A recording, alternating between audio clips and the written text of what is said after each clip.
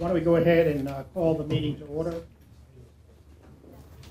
My name is John Kurtz. I'm the chairperson of the trustees for Marion County Hospital District. Tonight we have a process that is new for many of us, so we will work our way through the process during the night. The first presenter will be Duke LifePoint Healthcare as one of the prospective lessors of the hospital. We'll do an introduction in a second. We have the group from Duke LifePoint. We also have our Strategic Options Committee and other members at large. We also have in the audience citizens of the community of Marion County who will have a few moments during the process to comment on the process or on the discussion that goes on. There is a sign-in sheet, I believe, that was in the back of the room. Is that correct, Stacy? The way it was designed in order to meet a timeline was to give the public, with each of the presenters, 10 minutes of comment, not questions, because if it's questions and comments, one person could take the full 10 minutes. So we would ask when we get to the public comment that people stay within about 2 minutes, give their comment, and possibly after the meeting, individuals could discuss, meet, shake hands with people from these two companies that we will have here tonight. The process, just so everyone is aware, as far as the organization of the meeting, will be a presentation by the company for 45 minutes. There'll be questions and answers by trustees for 45 minutes, 10 minutes of public comment, and then the debriefing by the trustees and management about the discussion that was had and the questions and answers that were had by the company and the process that we went through. And I believe, while it is a public meeting, I believe the two enterprises that will be here had been asked if they would be willing to leave. Is that correct, Steve? You know, or Dave? Yes. Yes. And that would be their choice. But just so that, and that's not to be open and ask them to leave, but that's their right to stay. But that was the thought. After that process, we'll go back to the next company, which would be Health Management Associates, which would be the same process. At which time we will adjourn the meeting. Why don't we just take a moment and introduce ourselves? Why don't we start and just go around the table, introduce yourself, who you are, and what do you do? Let's start with Eb LeMaster, just to give it. My name is Eb LeMaster. I'm with Ponder & Company, and we're an advisor on this process. And I'm Dave Atchison with Ponder & Company. My name's Joseph Hanratty, and I'm a trustee member. Joan Stearns, board. Robbie Chandler, Vascular Surgeon, Board of Trustees. David Cope, local real estate broker, Board of Trustees. Mel C. Nephrology, Critical Care Medicine, Strategic Options Committee. Larry Strack, Trustee. Randy Klein, honest lawyer. John Kurtz, trustee. I'm Steve Purvis, President and CEO, Munroe Regional Health System. Rich Mitarelli, CFO, Munroe Regional. Good afternoon. Paul Clark. I'm the Chief Operating Officer for the Medical Center. Ron McPherson. I'm Vice President of Medical Affairs and Chief Quality Officer. Good afternoon. Casey Nolan from Navigant Consulting, working as a strategic advisor to the organization. And we'll ask the company just to introduce themselves. Hi, Jeff Serafin, President of the Delta Division for LifePoint and Duke LifePoint. Jess Judy, is that all? Jess Judy, Senior Vice President for Provider Relations with LifePoint. I'm Lanny Copeland. I'm the Chief Medical Officer for LifePoint Hospitals. Hi, my name is Leif Murphy. I'm Executive Vice President and Chief Development Officer for LifePoint. And I'm Bill Carpenter, the Chairman and Chief Executive Officer of LifePoint Hospital. Okay, well, we would turn the meeting over to LifePoint to give a presentation, 45 minutes, give or take a few minutes, an overview of your thoughts about the Marion marketplace, what the opportunities are, and what issues that you see.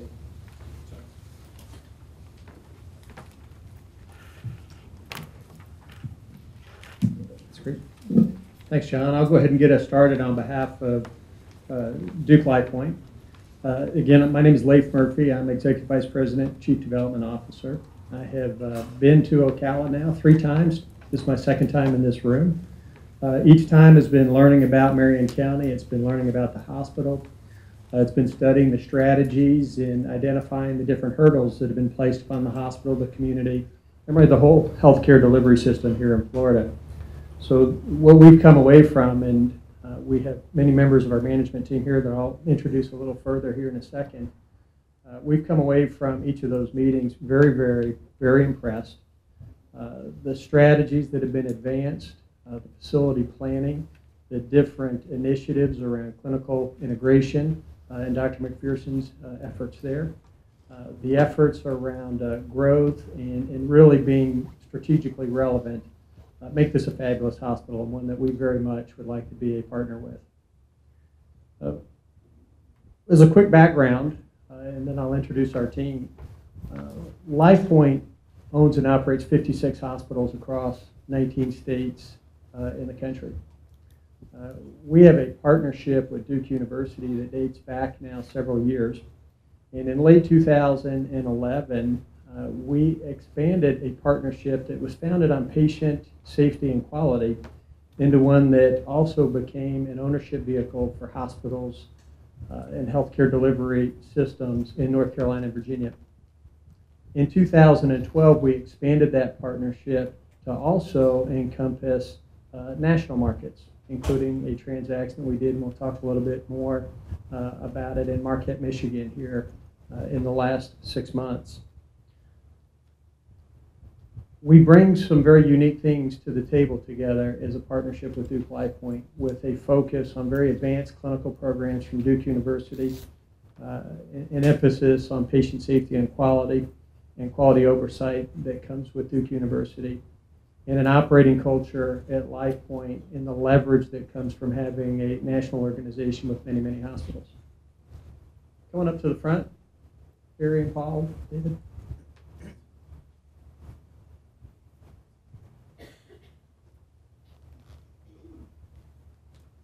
Perfect timing. Sorry. No, come right in. I think I sent some distracting directions and resulted in a delay of certain members of our team here. So perfect timing. I've got a slide up here that goes into introductions, and it's very deliberately split. It's our Duke LifePoint healthcare team. It's our partnership team. I split it even though we work together as individuals every day of the week. We work together on quality, we work together on operations, we work together on growth and initiatives. But I split it so that folks could see the inputs from the different sides of the partnership, from the Duke University side and from the LifePoint Hospital side. If you look on the left-hand side, I'll start there with some of the additional introductions. Dr. Harry Phillips.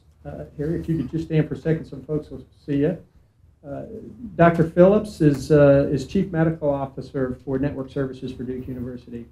He is instrumental in every aspect of what we do within Duke LifePoint as it relates to quality, as it relates to patient service, as it relates to the things we do with our medical staffs. I talked to Harry, last I talked to him was this morning. We talked on Sunday, and we worked through all kinds of issues together on a constant basis. Next to Dr. Phillips is Lois Bradka, and I'm also going to introduce the rest of the Duke team together here. Also, Paul Lindia in the front row over here, and David Zokowski. Lois, David, and Paul are also involved in the Duke LifePoint partnership from the Duke side of our team. And they are intimately involved in the patient safety efforts, in the quality efforts, in the advanced clinical programs and their deployment, and in the network services and affiliations that we do as a company.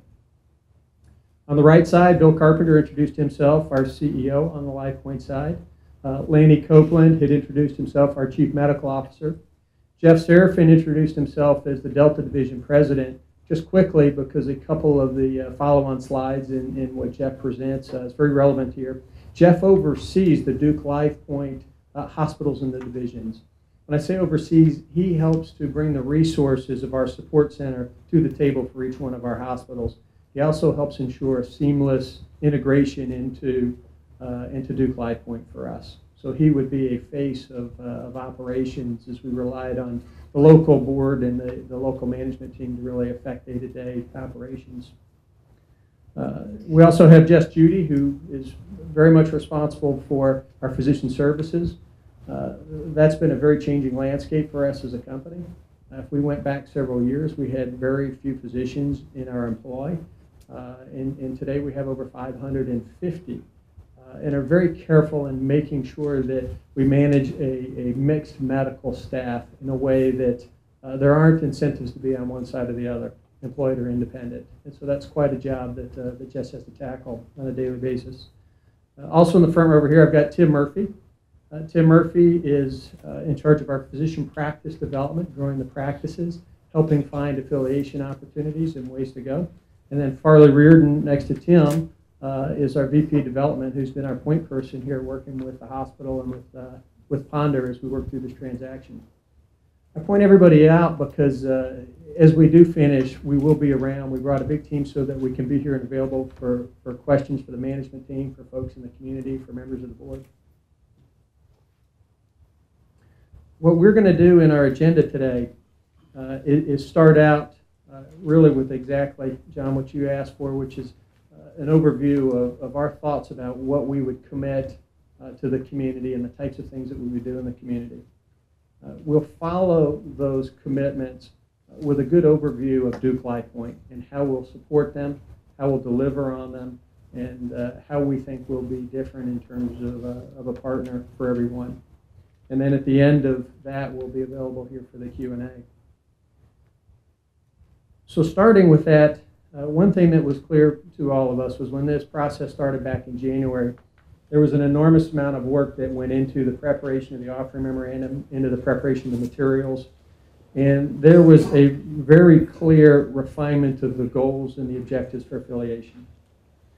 And out of respect for really that list, we wanted to start here with essentially making a commitment that those affiliation objectives, we will meet each one of them. Each one of them, I think, is unique. I'll talk about each one of them. None of them are a surprise to us, and all of them will be very consistent with the things that we think would make the hospital continue to be successful in the future. First is maintaining and growing the MRHS facilities as a full-service acute care hospital. This will be our investment in Central Florida. It will be the center of our focus. It'll be where we will try to continue to grow and expand services, et cetera. We're not in the business of reducing service lines or redirecting care into another larger quaternary facility or tertiary facility. We will be in the business of growing Munroe and growing the service lines, growing the staff, and really trying to help the facility thrive as much as it has thrived in the past and hopefully more. The second is funding the completion of the MRHS facility master plan and providing the capital for maintenance and for replacement costs. And I will put a number here in a minute on one of the next slides, but in the 3 days that we spent down here with management and the different visits that we've had here, we invested a great deal of time in understanding the strategy for the hospital and what the board and the management team have put together. And the master facility plan is one where we feel very comfortable committing to its completion. It's been very well thought out, the way that it's been architecturally designed, the way that it has been operationally designed with the insights of the staff, both on the employee side and on the medical staff, with the folks on the board, with premier engineering and development groups. It is one that we've grown to like and love, and so it's one that we can commit to funding. In fact, where I think we can add some value to that plan is with the resources that we have in our support center. It's very deliberately called a support center. We have 450 professionals in our Nashville office that are essentially there to provide expertise and resources to our management teams in the field. But I think and believe that we could accelerate the completion of that plan with the use of those resources. The third is maintaining existing community benefit programs and charity care policies. We provide charity care in each of our hospitals, and we do that on an unlimited basis. We are typically the sole community provider. This hospital is a bit unique in that respect with other competitors. If we look at every dollar in healthcare services that we provide in our communities, there's an additional 18 cents in uncompensated care that we provide on average. So we're not strangers to uncompensated or charity care. In fact, I think I would put our policies and the amounts that we deliver up against any provider in the United States. So that is something we will commit to, and you can rest assured we will deliver upon. Maintaining the employment of existing employees for a period of at least 1 year post-closing. We put that on here is really something to put employee and teammate minds at ease. Our goal is to grow the hospital. It's to grow the service lines. It's to continue to invest in the hospital. I think the strategic plan, the master facility plan, all of those things result in the growth of Munroe. So we don't see reduction in employees. But it is something that helps give everyone a lot of comfort. I think it was wise to put it on the list of objectives of things to give people assurance. And so it is there as an assurance and to give people great comfort. Although what it doesn't mean is that in the second year, or the third year, or the fourth year, we would anticipate anything different than that. Work in good faith with the MRHS medical staff and preserve existing membership and privileges of physicians. Our medical staff policies would all stay in place. Under our leadership philosophy, the Board of Trustees would remain local. The medical staff decisions would all remain decisions that were made here locally, and would anticipate absolutely no change on that front. Honor the terms of all gifts of property previously made by MRHS. We would commit firmly to. In supporting existing initiatives and providing additional quality and safety expertise and protocols. Without a doubt, we will spend and invest a great deal of time on that front. Quality and patient safety here have been fantastic. Health Grades has the hospital ranked in the top 5% from a patient safety perspective across the nation. You can see it in the HCAP scores. You can see it in the quality measures that we have reviewed and analyzed. Something to be very proud of. It's something that to Duke LifePoint is essential. It's something that we believe makes a wonderful partnership here. Through our relationship with Duke University and through Duke LifePoint and some of the overlays that we provide in quality oversight, et cetera, we would hope that we could continue to make that an even greater strength for the hospital going forward. And then maintaining all existing services for a reasonable period of time, we would also commit to do. In fact, again, like employees, we don't anticipate any reduction in service lines. In fact, we would rather see expansion in service lines. Back to the master facility plan, as we see strength in obstetrics and pediatrics and continuing to grow those programs, we think is a great opportunity here. I think that some of our clinical affiliations that we'll talk more about as we go through the presentation, hopefully we can bring great value to the table there too with some of the professional services that we would see through Duke University and a neonatology affiliation, and advancing even further into higher end services as opposed to reducing or pulling any of them back. And then we think that Duke LifePoint is uniquely positioned to make some additional commitments above and beyond the ones that were prioritized in terms of the affiliation. The things that we have here on the list I think are important. I'll go through each one again. The first is again on quality and patient safety in Duke's recognized programs. Duke's programs bring quite a bit in terms of the quality to patient safety They also bring quite a bit in terms of their expertise in three very special areas: in heart, in cancer, and in neonatology. And through those affiliations, subject to the Board of Trustees approval, subject to the acceptance of the medical staff, subject to the acceptance of the community, there are programs that we will make available to the hospital that will do several things. One is they will create a connection point for medical training, for connectivity between the medical staff, and very specialized academic medical center expertise at Duke University. They will also help us provide branding to the extent that we believe branding is the right approach in the Ocala market. And we'll look again to the local Board of Trustees, to the community, to the medical staff. But for example, in our Marquette transaction up in Marquette, Michigan, they've been competing with the Mayo system and others up in that geography.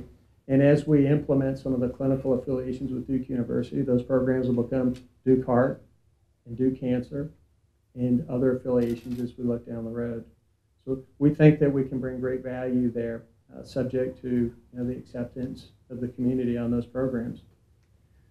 Third is executing on MRHS's physician-led clinical integration initiative and building a cohesive integrated primary care service line and going beyond that into ACO development. As we've spent time here, as we've looked at and understood the programs and what is happening here, Dr. McPherson in the program, the physician-led program in clinical integration is really great. It is a program that is very, very similar to the types of programs that we are rolling out in our communities across the United States. It's in a very advanced stage. It's very well thought out. It has tremendous physician participation. And it's one that we would hope to continue in its existing form and just accelerate that journey with additional resources to try to get us to an ultimate finish line there.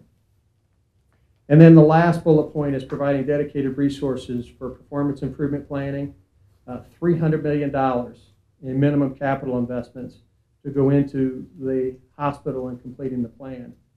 The plan as it was laid out is about a $150 million project. It includes everything from the construction of the 5-story West Tower, the enhancement of the ED services, obstetrics, true, wise, strategic investments in the community. Our goal would be to accelerate those, as I mentioned earlier, but those then would not be the end of our capital commitment and spending. We'd also continue to invest in the hospital and support refurbishment, replacement, all of the things that go with routine expenditure in the facilities.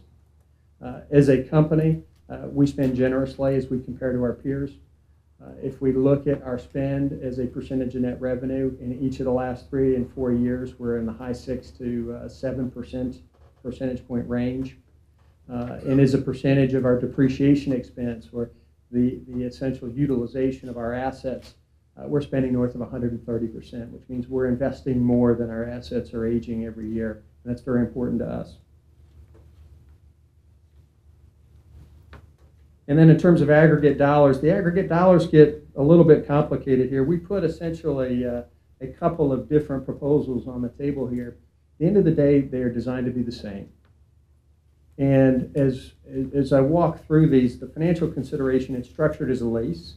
And the lease can come in one of two forms. The first row says the lease payments, and prepaid lease is $116.5 million, or in the column to the left of that says $299 million. There are two ways to go about satisfying this lease. One is for us to go ahead and write a check for that value on the first day. The other is to make those payments over 40 years. It's really an economic decision for the board to make, for the commissioners to make. But what it does is it essentially, in this market that's become very difficult in terms of finding alternative investments, finding a place to invest money that's coming out of a hospital system to reinvest it. Here, what we're essentially doing is putting a 6% cap rate on the lease payments and paying it out over time. And so the money will come from the hospital. It'll essentially be backed by the hospital. It'll be backed by really the credit and quality of all of Duke, LifePoint, and LifePoint hospitals. So a very valuable place, I think, to have certainty in terms of the income stream that comes out of those lease payments. So it'll be something that we wanted to make available to the board and to the community as an option.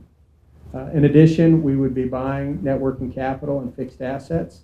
We expect that there are going to be assets in excess of liabilities on top of that, and we're going to commit $300 million to capital spend for, on the front end with an upfront payment, about $484 million in consideration, paid out over time through an annual lease payment, $667 million.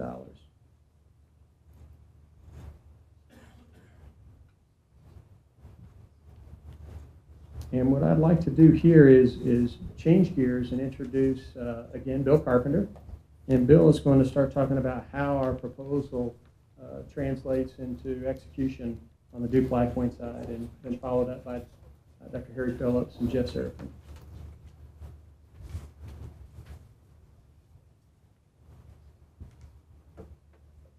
Thanks very much, and thanks again to all of you for being here. It really says a lot about your interest in your hospital that you are here tonight to meet with us. And thanks to all of the board for your interest in Duke LifePoint.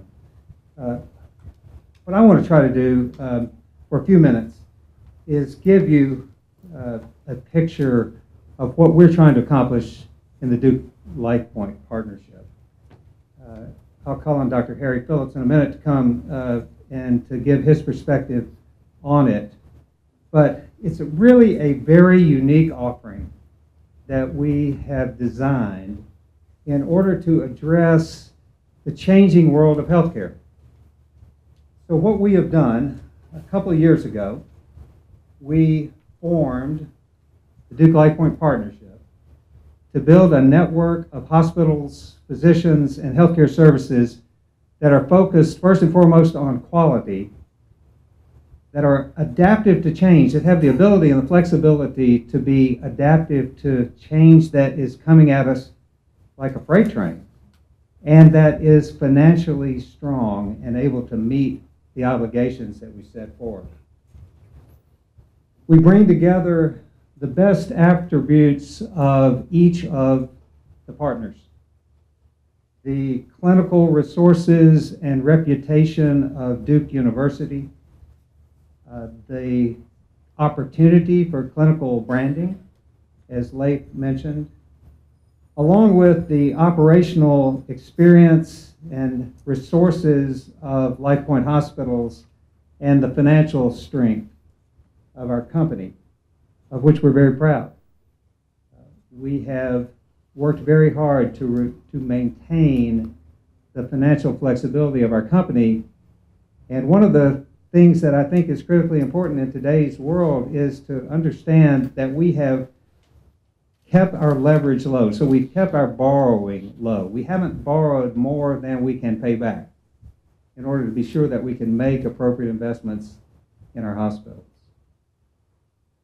All of that combined, Duke LifePoint Healthcare, as you see in the center of this slide, is committed to quality and service excellence, committed to working closely with our physicians in retaining and recruiting physicians to your community, to engage with those physicians in a different way in order to provide care for patients.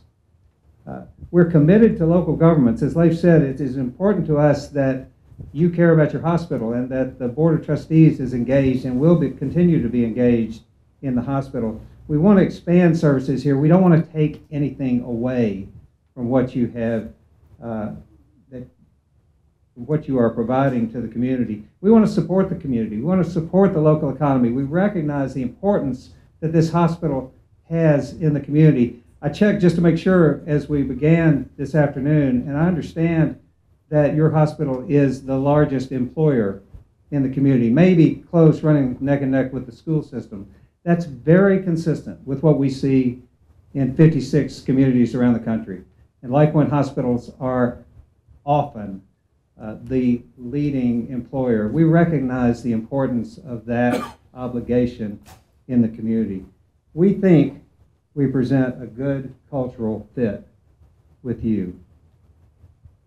I love this slide. I asked that we look together at the mission, vision, values of Munroe Regional Health System and Duke LifePoint, and I was so pleased to see how well these things match up together. Your mission to improve health of your community, our mission together making communities healthier.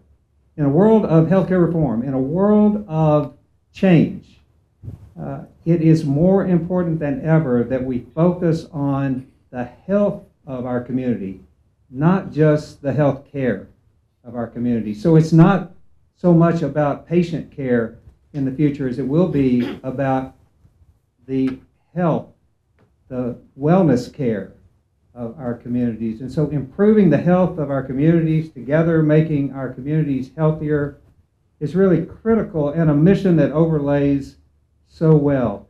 Your vision of being the best choice in healthcare overlays so well with LifePoint's and Duke LifePoint's vision of making our hospitals places where people choose to come for healthcare, where physicians want to practice, and where employees want to work. People have choices. People will make choices with regard to the healthcare. They will choose your hospital because they view the quality care provided here to be better than the care somewhere else. They'll choose your hospital because they believe their doctor has chosen to practice here. Their doctor, who they have a trust relationship with, has chosen to be here. It's critically important to that healthcare decision. And they choose your hospital because employees have chosen to work here. And the employees of this hospital are the best or worst ambassadors for this hospital anywhere around. And I might add the volunteers of this hospital. I was so glad to be able to spend a few minutes as we came in the door tonight, this afternoon, to be able to meet some of your employees and be able to talk about the things that are concerning them and the things that are on their minds as you go through this process. And they're concerned about change. They understand that change is hard, and we're concerned about that too. We understand that, and that's why when Jeff Seraphin talks in a few minutes about the Delta division, you'll understand that Delta means change, and we will be committed to helping those employees work through that. The fact that you have 1,700 volunteers in your volunteer pool excites me to no end. I tell you what, it just tells me how important this hospital is in the community, and it gives us something to build on. It's a great thing for your hospital. So this vision to be the best choice in healthcare that Munroe Regional has, and LifePoint's vision of creating a place where people choose to come for healthcare, a place where physicians want to practice and where employees want to work, you see has direct overlay, and I think is critically important in the way it works together. Your core values, I loved reading about your core values, quality, compassion, respect, integrity, responsibility. They overlay so well with LifePoint's core values, the Duke LifePoint core values of honesty, integrity, trustworthiness, compassion, legal and ethical compliance. I want to hold out two of those. Honesty, integrity, trustworthiness, I think we all expect that. Compassion, the need to deliver compassionate care, concern for human welfare and the alleviation of suffering. The compassionate employer goes directly to the vision that we have for LifePoint Hospitals as being a place where employees want to work. So this is all so important, and I love to see the overlay.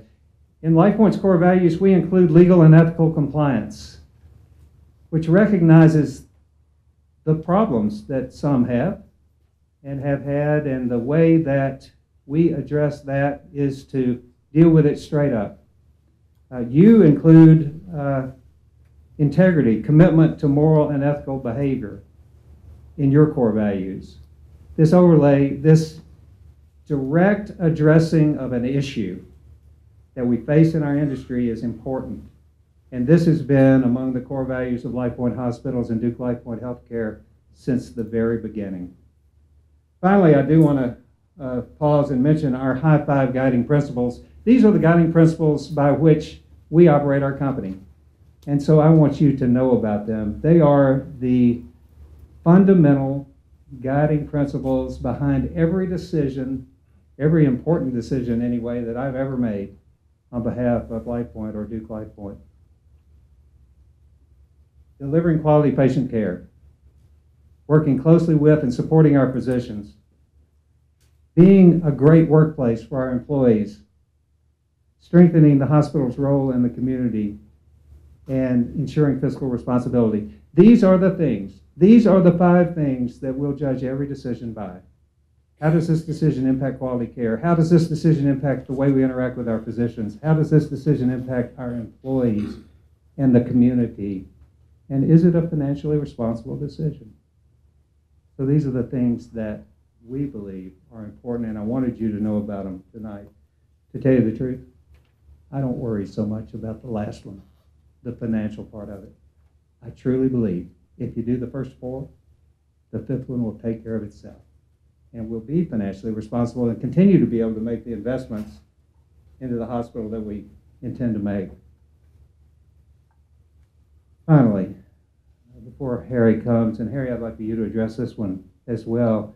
We want to tell you about a very relevant new partnership that we have entered into in the Upper Peninsula of Michigan. Leif told you that when Duke LifePoint was formed, it was our vision to own and operate a network of hospitals and other providers in North Carolina, in Southern Virginia, and perhaps in South Carolina, along with Duke. We then saw the importance and the opportunity to expand that network out across the country. And recently, we were successful in acquiring, as of just very recently, the 1st of September, Marquette General Health System in Marquette, Michigan, in the Upper Peninsula of Michigan. Marquette General is a very high-end tertiary hospital located in the Upper Peninsula, serving as a regional referral center for approximately 310,000 people in the UP. It's a top 50 cardiovascular program. It is an outstanding hospital. And what we'll bring there together, what Duke and LifePoint will bring together, is a commitment to quality, Duke quality programs, and LifePoint's financial resources. We'll also spend approximately $300 million in capital in the Upper Peninsula because there's a business plan that makes sense and it's the right thing to do, and we're excited about that opportunity. It's a sophisticated hospital with sophisticated physician practices. There are approximately 110 employed physicians at Marquette General, about 220 on the medical staff. A telehealth medicine across the UP, a family residency program with Michigan State University, and I will tell you, it was kind of fun to be there this winter as Final Four was approaching. Harry, I'm not going to gig Duke about the Final Four, but it was kind of fun when Michigan State was playing and Duke was in the mix. And we have some others who have relationships. In any event, Superior Health Partners is included here on this slide. It's important there simply because they are well along the road in ACO development. They are working together among providers and insurers in order to deal with the issues of ACO development there. So we're excited about this Duke LifePoint development. Marquette General Hospital, the national strategy for Duke that Leif laid out as well, we think is very important and we hope relevant here. So Harry, why don't you come up and talk about any of that or anything else?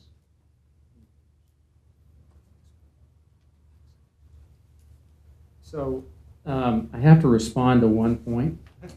So Bill has reminded us of our performance in basketball this past year. But I'll have to say in response, we are 4-1 in football this year. It's a miracle.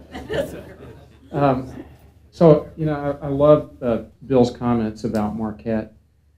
It is a hospital that we're very proud to have as a partner, similar in size, scope to your hospital, would prepare us well for a partnership with you guys. Very committed to quality. I've been asked to participate on their board, and their board actually sits on a separate board quality committee. So a tremendous health system-wide commitment to quality and I think a great hospital for Duke LifePoint Healthcare. You know, I came down here in June, and David Zilkowski and I had a nice visit here, and we came down thinking, I came down as a cardiologist knowing, in fact, that you had a great heart program. And I came away understanding that you had diverse and broad programs that are terrific in multiple specialties and areas. And in addition, you had both great administrative and physician leadership. So we came away thinking, wow, this is really a terrific health system. And we are honored to be back today. And on behalf of the Duke Group, I guess we're kind of like the absent-minded professors today in terms of our travels, but we're delighted to be here, and thank you for the opportunity to speak. The only thing I'll add to what Bill said before we go forward here is that the combination of a top 10 academic center along with one of the nation's leading community hospital systems is a very unique combination. I don't think anyone else can compare to it, and I think it tremendously differentiates us from our competition. And I hope we can convince you today that this is unique and we think is a great model going forward, particularly for community hospitals like yours that are very quality focused to begin with. So let's see if I can go forward to the next slide. We're often asked about our partnership and our role in this partnership. And what we can say is we are tremendously committed to this partnership. We put our name, we put our brand on it. We certainly wouldn't have done that if we weren't committed. Interestingly, what we've learned is that hospitals that are for-profit and those that are not for-profit, the differences are rather minimal. And day to day, our focus on helping our community hospitals grow and succeed really wins the day. That becomes our common goal. As you've heard before, operational expertise, of course, we knew that LifePoint had great resources on the operations side. We also knew that they had great expectations for quality, but I think as we've gone forward, we've been really pleasantly surprised that we share an unwavering commitment to patient safety and quality. And this is really what glues us together, if you will. This is what really makes us the organization we are. I won't mention all of these in the interest of time, but if we think particularly about charity care policies, important to emphasize that Duke LifePoint accepts the policies that are in place and doesn't change them unless it's recommended by the board. In many communities, LifePoint is the sole hospital, and because of that, 17 to 18% of the care that LifePoint delivered last year across the country was uncompensated. So I think showing the tremendous commitment there. Maybe just pick out a couple of other things. Duke LifePoint is healthy financially and can invest in your community and your hospital. Duke LifePoint is unique in that LifePoint does not pay a dividend. All of the funds are reinvested into hospitals. And last year, in fact, over $330 million was considered community benefit in the terms of charity care, uncompensated care, community benefit programs, taxes, what a contribution to the communities where LifePoint has hospitals. And then finally, I might mention local governance. The board still determines the strategic course of the hospital. The board is comprised of community leaders and physicians, and very much are in charge of governance. So you don't lose control of where this hospital is going strategically. So let's just talk a second about quality. This is really the cornerstone of what we do. We're well aware that Munroe has a rich culture of quality and service recognition. I'm pleased to say that the Duke Health System, as well as LifePoint, have been recognized on a number of occasions for quality. This year, Duke Hospital was ranked as the #8 hospital nationally. Obviously, we think we're underranked, particularly knowing some of our competition pretty well. But maybe more apropos here, we were the #1 ranked hospital in the Southeast. And we do know from our work in Florida that the Duke Medicine brand carries great clout among consumers. There is consumer preference for the Duke brand. So again, we hope that when appropriate, as Leif said, that brand would be very helpful in a community like Ocala. LifePoint hospitals also have received a number of quality awards. I'll only mention one in the interest of time, and that is they're the only investor-owned company that was selected by CMS for a HEN grant.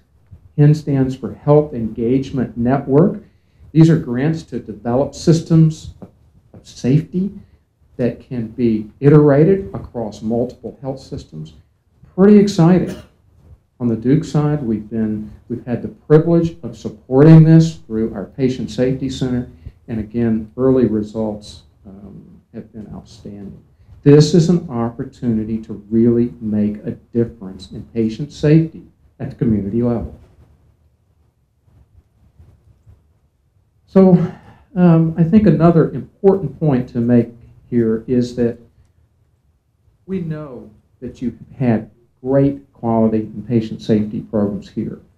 And what we intend to do with the Duke LifePoint Quality Program is to build on that success.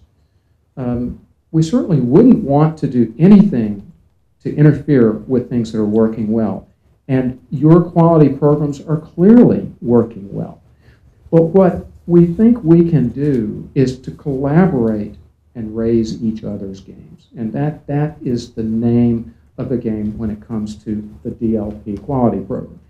So here on the left, you see our performance improvement cycle. And what's unique, I think, about our model is that with the help of Lois and a lot of other smart people, we have incorporated patient safety into our quality metrics.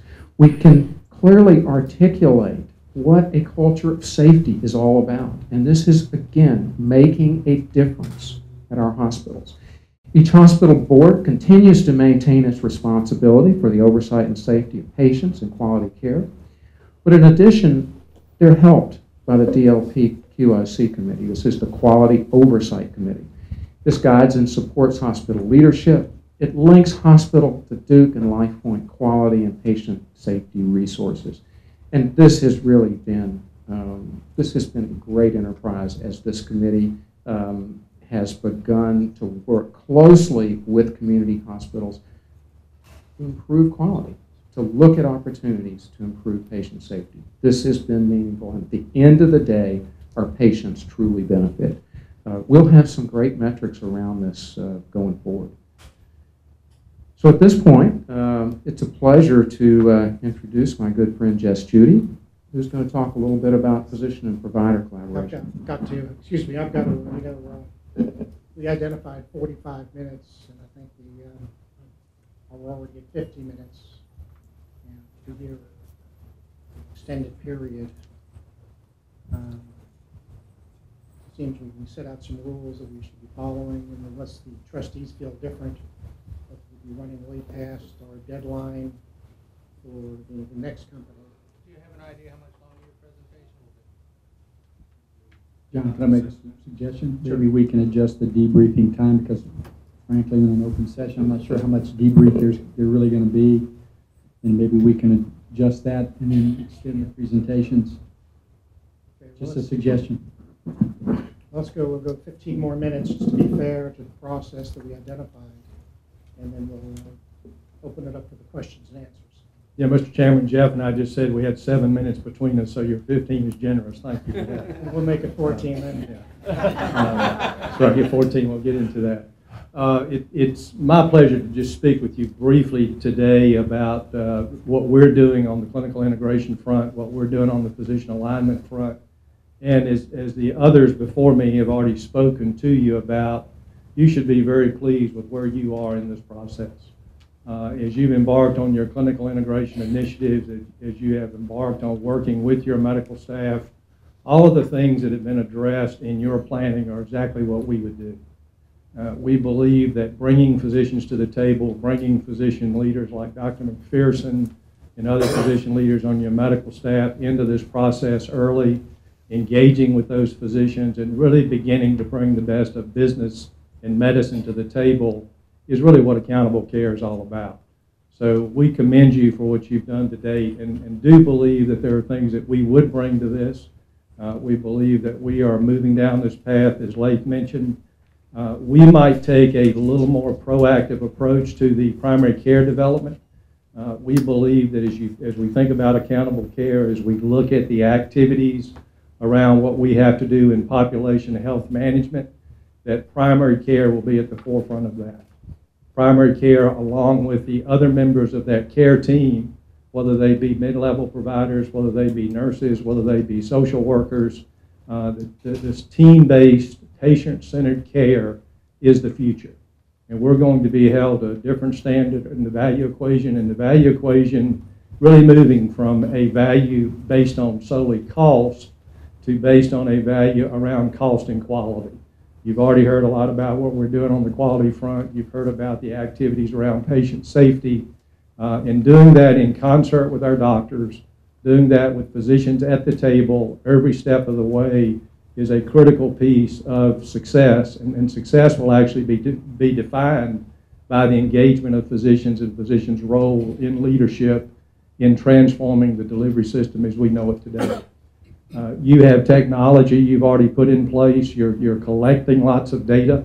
How we bring that data together and what we overlay to be able to communicate more effectively around the clinical aspects of care, making sure that the things that we're doing are communicated to that care team in a timely way will be the only way that we will stay on top of the many, many different problems that we will see with an aging population, a comorbid patient base.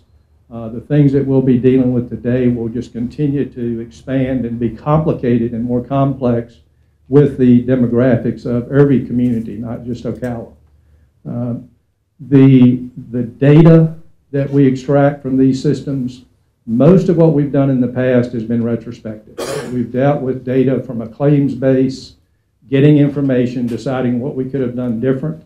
Using this data more real time, and some of the tools that you have put in place will allow you to do that. Extracting data, actionable data, and very important for physicians, giving them credible data to be able to make decisions. That credible data that's comparative across the care delivery system, compares one physician to another, incorporates in evidence-based medicine, but real-time actionable data will be very, very important. As you look at your process and as you've been through this, building an organization, which you have technically done now with your CI entity, building that organization, getting the right people to the table is step one. Beginning to then bring the tools into that organization around data, again, medical homes, really reforming and transitioning or transforming the delivery system is the ticket that you will then take to the purchasers of care. I was talking to Dr. McPherson before the meeting started, and recognizing that payers will pay for a deliverable. Payers will not pay for a concept. So we are about creating that deliverable with the physicians, with that care team, and that is what we would go to market with and then begin to work with the payer community, whether it be insurance companies, self-funded employers and the like. And then proving that model out, again, based on data and based on the information that we would get from that system and from the patients that we're caring for. So you clearly have begun that journey. The organizational piece is done, as I mentioned, bringing together the best of medicine, the best of business. Your CI structure is exactly that. So as Leif mentioned, we're on a very similar path as you are, using some of the same people you are. In fact, you would see some familiar faces working with us that are working with you. The different forms of reimbursement clearly are coming, whether they be bundled payments, whether they be performance-based payments. Will we move down that path to a fully capitated payment system? Really will be up to the payers and up to us when we're ready to take that risk. But doing the things that you're doing today, doing the things that we're doing, will certainly position us to be able to embark on those new reimbursement models. And importantly, as compared to our previous experience in the 90s, embark on that with good experience, good tools, and good systems that will allow us to truly contribute to that value equation. So again, compliment you on what you've done. This is just kind of this continuum, and we've talked about a lot of this in the interest of time. Key takeaways from this slide are really this idea of shared accountability, aligned incentives. The entire health system needs to come together around aligned incentives so that we're all trying to do the right thing. We're bringing together all of the different silos that exist today in a much more coordinated fashion, and really creating what we are referring to as a viable partnership platform. So bringing those things together and truly integrating care will be the key to success. And then the last slide is just the resources that we bring to the table. I'm going to defer to Jeff, actually, because he's got a lot more resources to talk about. But we have a business enterprise focused on supporting physicians, recruiting physicians, retaining physicians, and helping our hospitals in all of those physician activities. So these are just some of our statistics that we've actually, I think, referenced in other parts of the conversation today. So Jeff Serafin, who leads our Delta division, will take you through the other resources that we have. In 1 minute, right? Thanks, Jess. Let's talk a little bit operationally. Again, I'm president of the Delta Division. The Delta Division has really two purposes within LifePoint. One, we were created to be a sole source division for a place where new hospitals came into the company. It's something that our company made a commitment to years ago. And the second purpose is to work with the Duke LifePoint partnership. I'm not going to go through all the strengths and challenges up here. I think these are things that have been talked about in the hospital and other presentations. Just to touch briefly on the opportunities as we see them, certainly to solidify a position as a premier regional system. You have been that. We believe in your ability to continue and grow that. We want to be a partner in helping you do that. To ensure physician retention and accelerate recruitment, Jess had mentioned some of the resources that we bring to bear, a lot on focusing on bringing physicians to non-urban communities. Your clinical integration strategy, we believe that this is right on track. We want to support and accelerate that. Service line expansion and enhancement, a lot of opportunities to do that here, and also through our partnership with the Duke to help, if, as Leif said, if it makes sense here, if you have the support of the medical staff, to help in those clinical affiliations to expand those programs even further. The opportunity to leverage our purchasing scale and support center resources, the opportunity to invest heavily in your facilities and services, to emphasize and market Duke's clinical reputation, to add additional value here in the community, to help you continue in your journey of excellence in patient safety, and in partnering with the Patient Safety Center at Duke to help you even become a leader in the next generation of patient safety and culture innovation, and to regain market share and secure a competitive position. You know, as we looked at the market, again, to go through this briefly, we've had a few years of declining market share. We have a lot of inpatient demand destruction going on in markets across the country. How's that playing out here? Which means that our utilization is overall going down, but if you look in the grand total, we have let's say 2.4% reduction in overall utilization, but a 5% reduction in Munroe Regional, which means that we're losing it faster than the utilization is dropping off. So we're losing a few points in market share here. Probably, though, even more telling, though, is where we're losing that market share. And this is obviously something that your activities have been headed towards. We just wanted you to know that we understand it. We believe in your strategy. We believe that we can come alongside of you and help you execute that even better and help you position yourself stronger for the future. But as you can see, we've had a declining percentage in our commercial patients. And I mentioned we had lost a couple points in our market share, but when you look at the commercial patients in Marion County, it's an even further drop. We lost 6 points in market share over 09 to 11, going down from 57% of commercial patients. And these are the inpatients, down to 51% in 2011. And at the same time, we can see that the other systems that are represented here, ACA, Shands, and other systems, all gained market share in commercial patients. So the market share drop is difficult, but even more important is what piece of that market share is dropping, because those patients tend to represent an exponential portion of the margin of the hospital. Even if you look at that even a little further, you see a little bit more telling story where we can see the commercial patients dropping at 21%. If you look at the out-migrating commercial patients, 11%. We're losing commercial patients at about twice the rate here as the competitors. But in addition, if you go down to the self-pay category, 25% increase over that same period of time in self-pay versus a 19% decrease amongst the competitors. So we're kind of getting it at both sides here. It's difficult. We having 56 hospitals, the majority of those being sole community providers, others in markets just like Ocala, we realize the importance of taking care of everybody in the community, but we need to be able to maintain and grow those commercial patients and others to help offset our ability to continue that mission. Notable service lines: neurosurgery, vascular surgery, cardiac cath, cardiovascular surgery. All of these notable service lines are places where we've lost ground.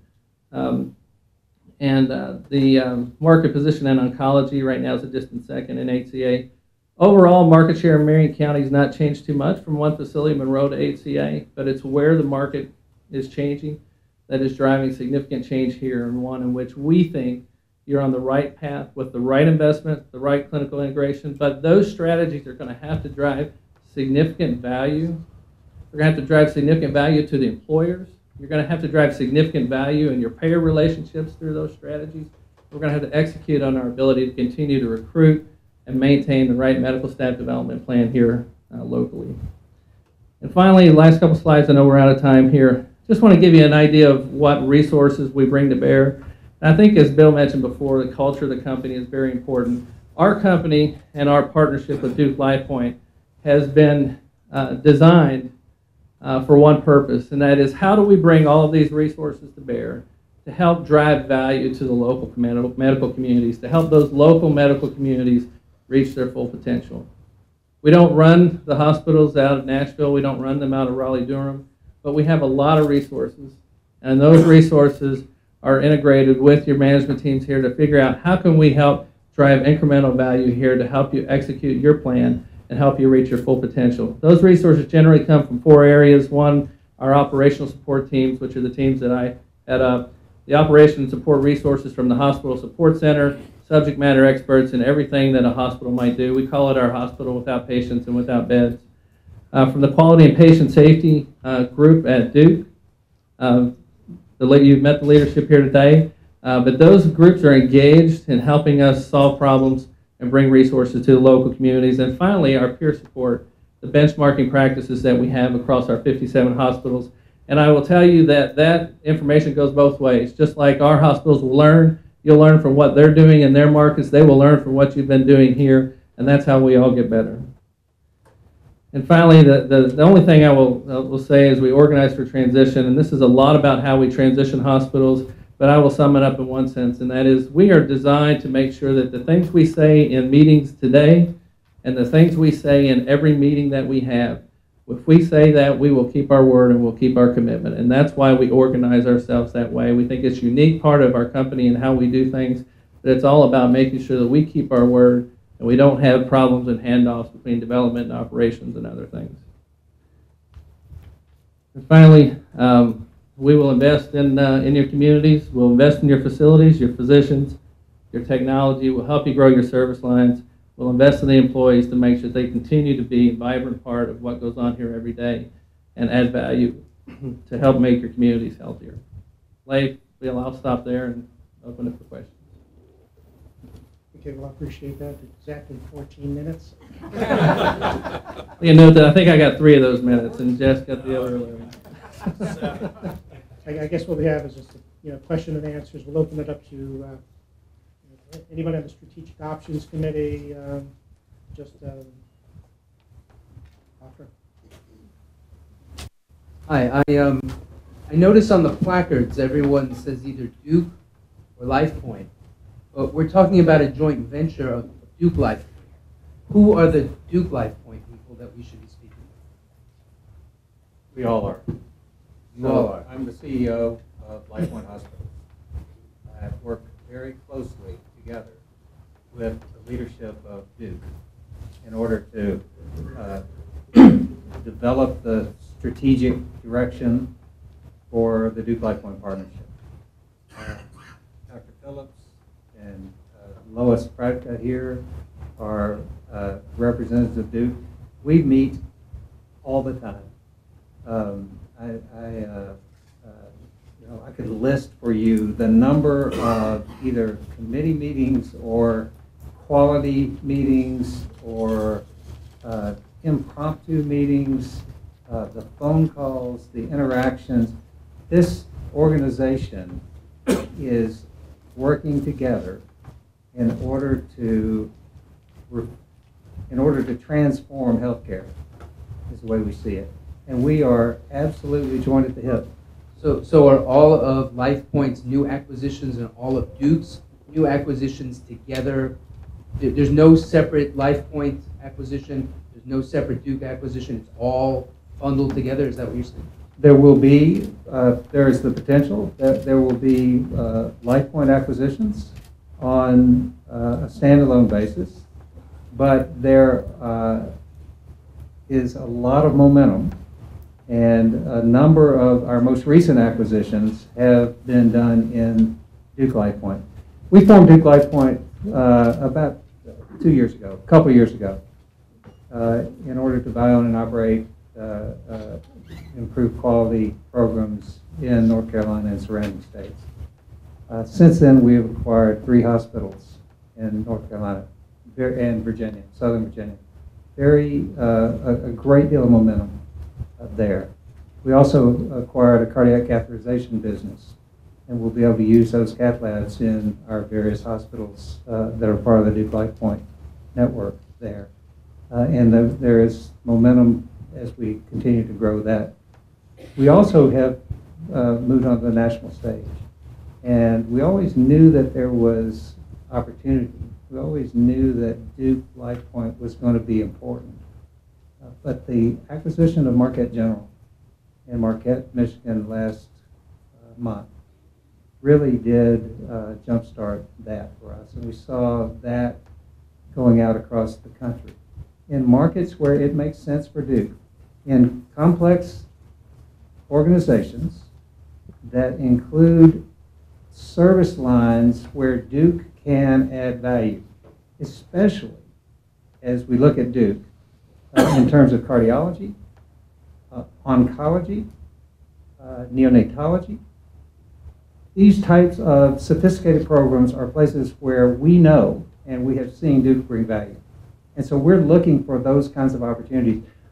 When I look at Munroe Regional and I see the way that Duke LifePoint overlays on what you're accomplishing here and have accomplished here, and the potential that we bring here, it is extremely exciting to me.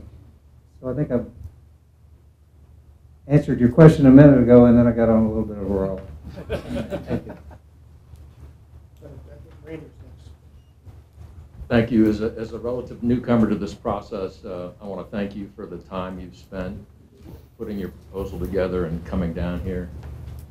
But I want to say, and I probably speak for many in the audience, this is as much academic as it is personal to me, because I love this hospital.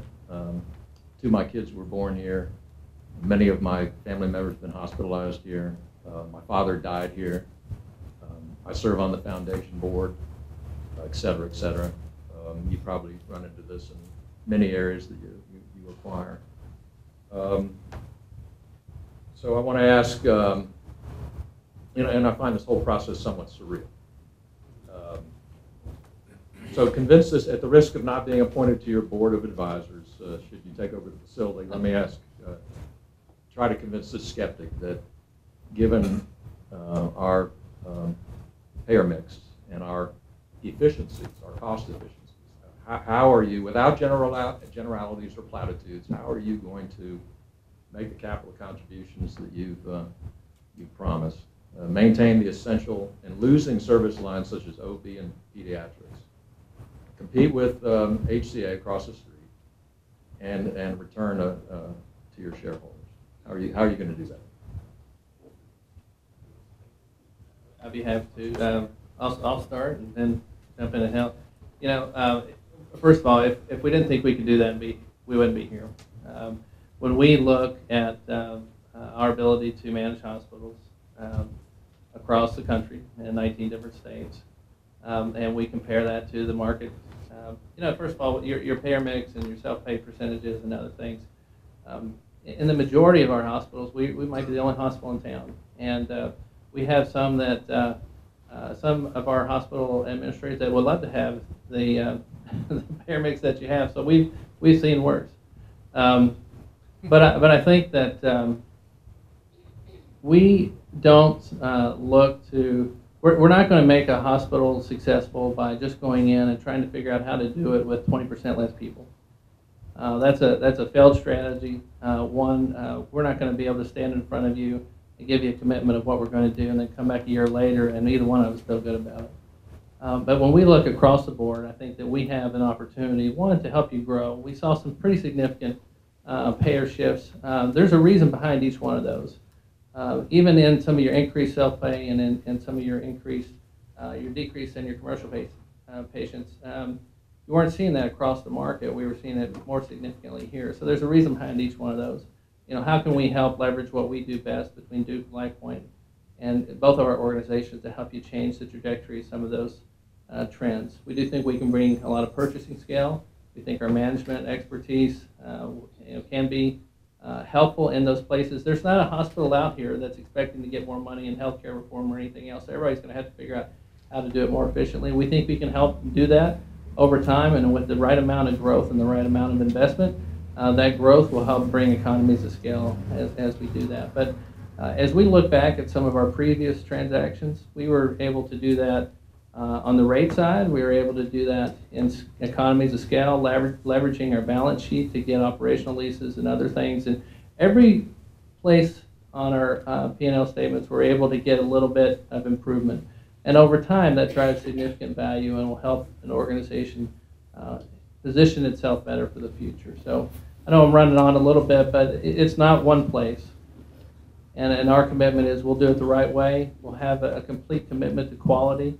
Our partner is they're with us every day, making sure that we always keep our eye on improving our quality metrics. And we share that commitment to each other. That's why we're in this partnership.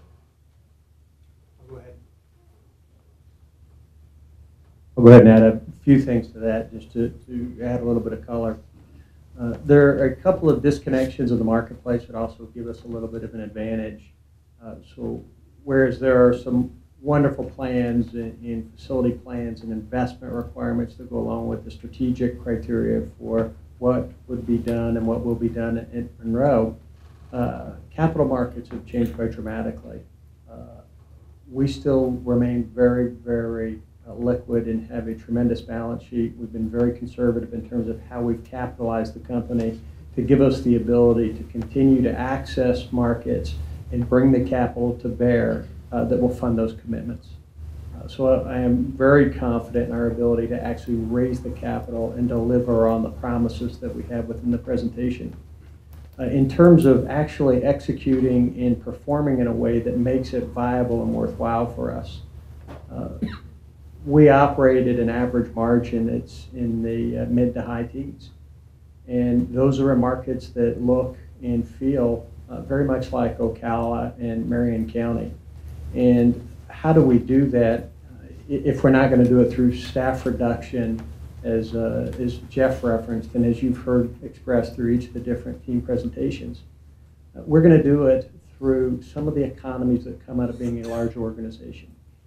And those are evident in a lot of places that are somewhat subtle. So for example, the resources that had to go into the creation of clinical integration here, the plan is fabulous.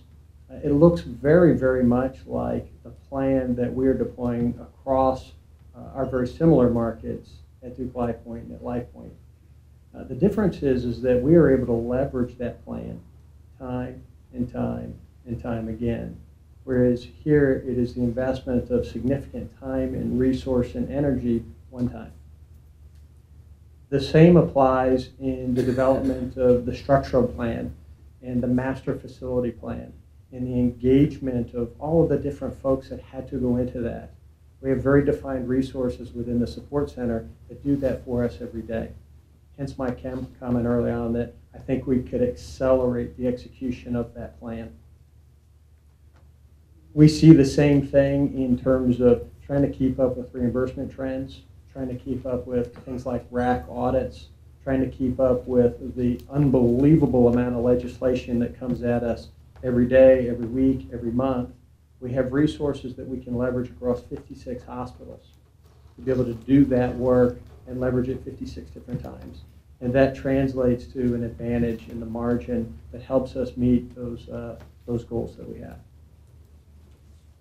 And we'll differentiate our strategy on the basis of quality care, working closely with our partner from Duke, leveraging on their reputation and their brand, if you will, in order to promote the programs that you tell us as the Board of Trustees and the medical staff are the important programs, whether that be cardiology, whether that be oncology, whether that be neonatology, whatever those programs may be, that where we can lever the Duke and LifePoint brand to help you capture those patients who may otherwise be leaving your hospital. And as far as competition with our friends across the street, you know what, we do it every day. 18 months ago, we acquired a hospital right outside of Nashville. The closest competition is an HCA hospital, and we go head to head every day. And we're doing quite well, thank you. I'd like to add too that what drives medicine are the physicians, and we come in, help the physicians. You obviously have some great physicians. Your quality outcomes here are super, and we want to help in any way we can. How we, for lack of a better word, market our physicians, help get our quality scores out there, and see what we can do in regard to helping or assisting the physicians you have on your medical staff. Joe? You indicated one of your important factors is strengthening your role in the community. Can you give an example from one of your 56 hospitals of a type of community involvement that you are proud of? Oh, I can give lots of them. Well, one that comes to mind because I'm going there on Friday is one of our hospitals in Virginia, where we acquired a hospital a few years ago. With the proceeds of the sale of that hospital, they created a community foundation that has done a number of things. First of all, they built a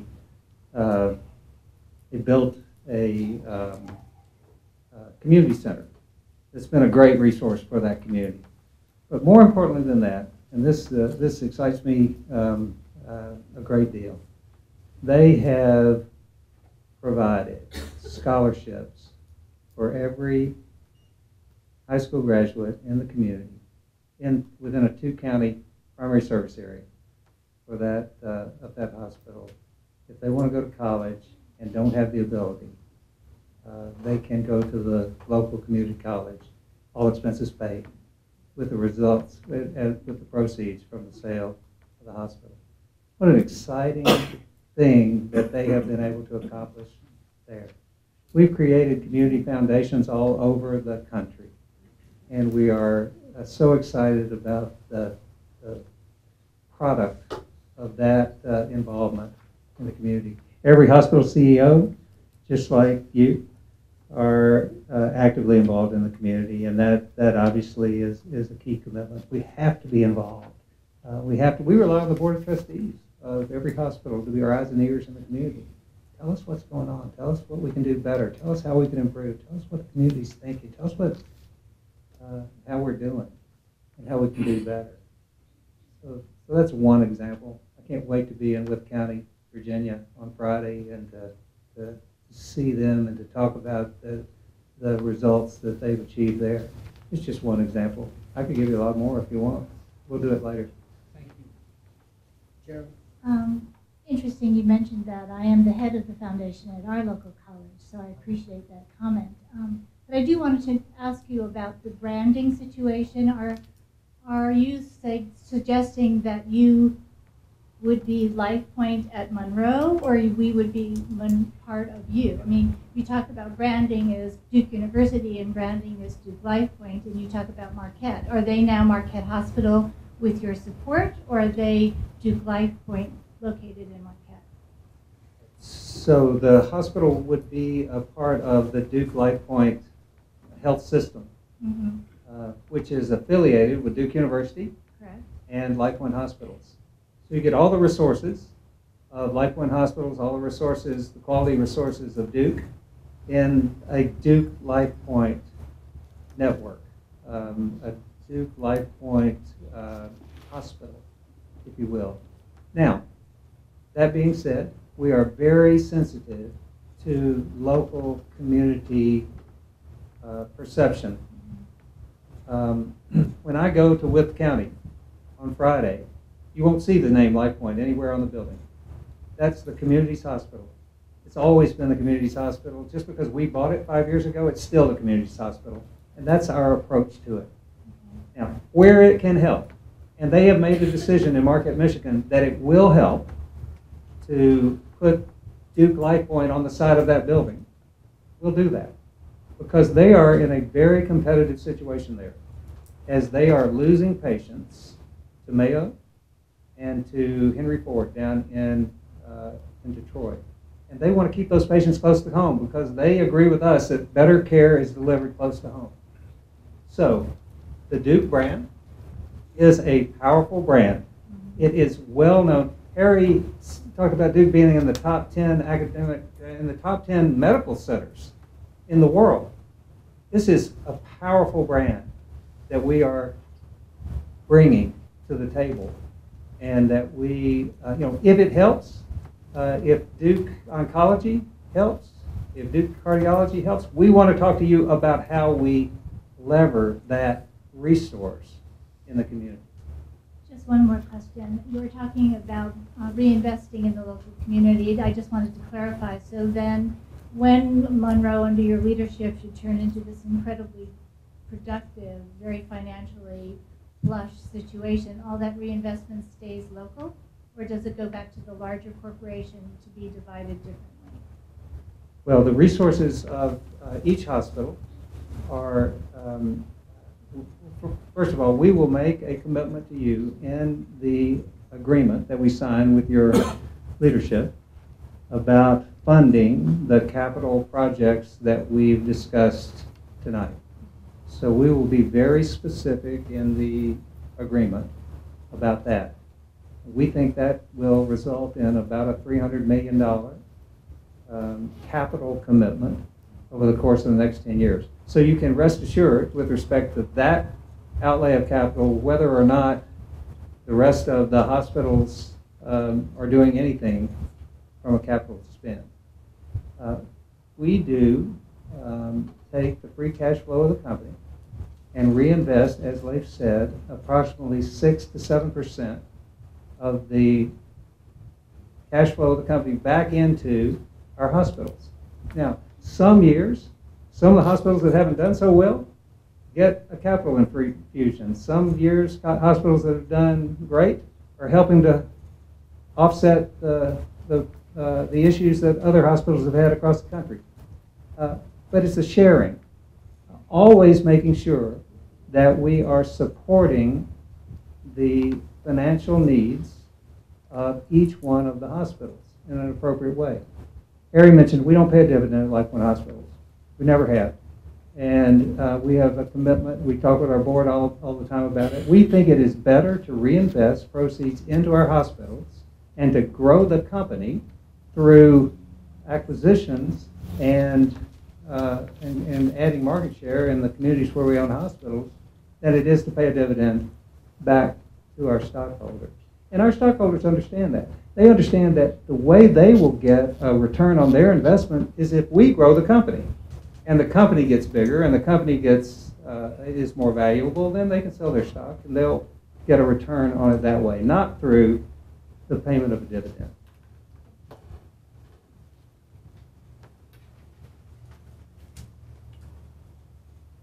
Rob. You mentioned that market share is a prime responsibility of an institution to do well in the future. Do you have distinct examples of how you've sort of changed the market share after you've gone into a new enterprise and have done it successfully, so that we know what to expect here?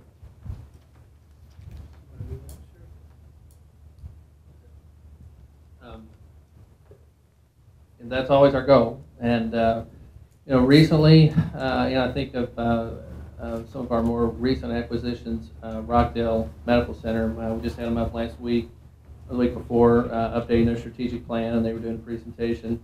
They've had a nice growth in their market share. This is a market that's about 40 minutes outside of, or just about 30 miles outside of Atlanta, Georgia. Very competitive situation, large Atlanta systems reaching out in a big way into their market.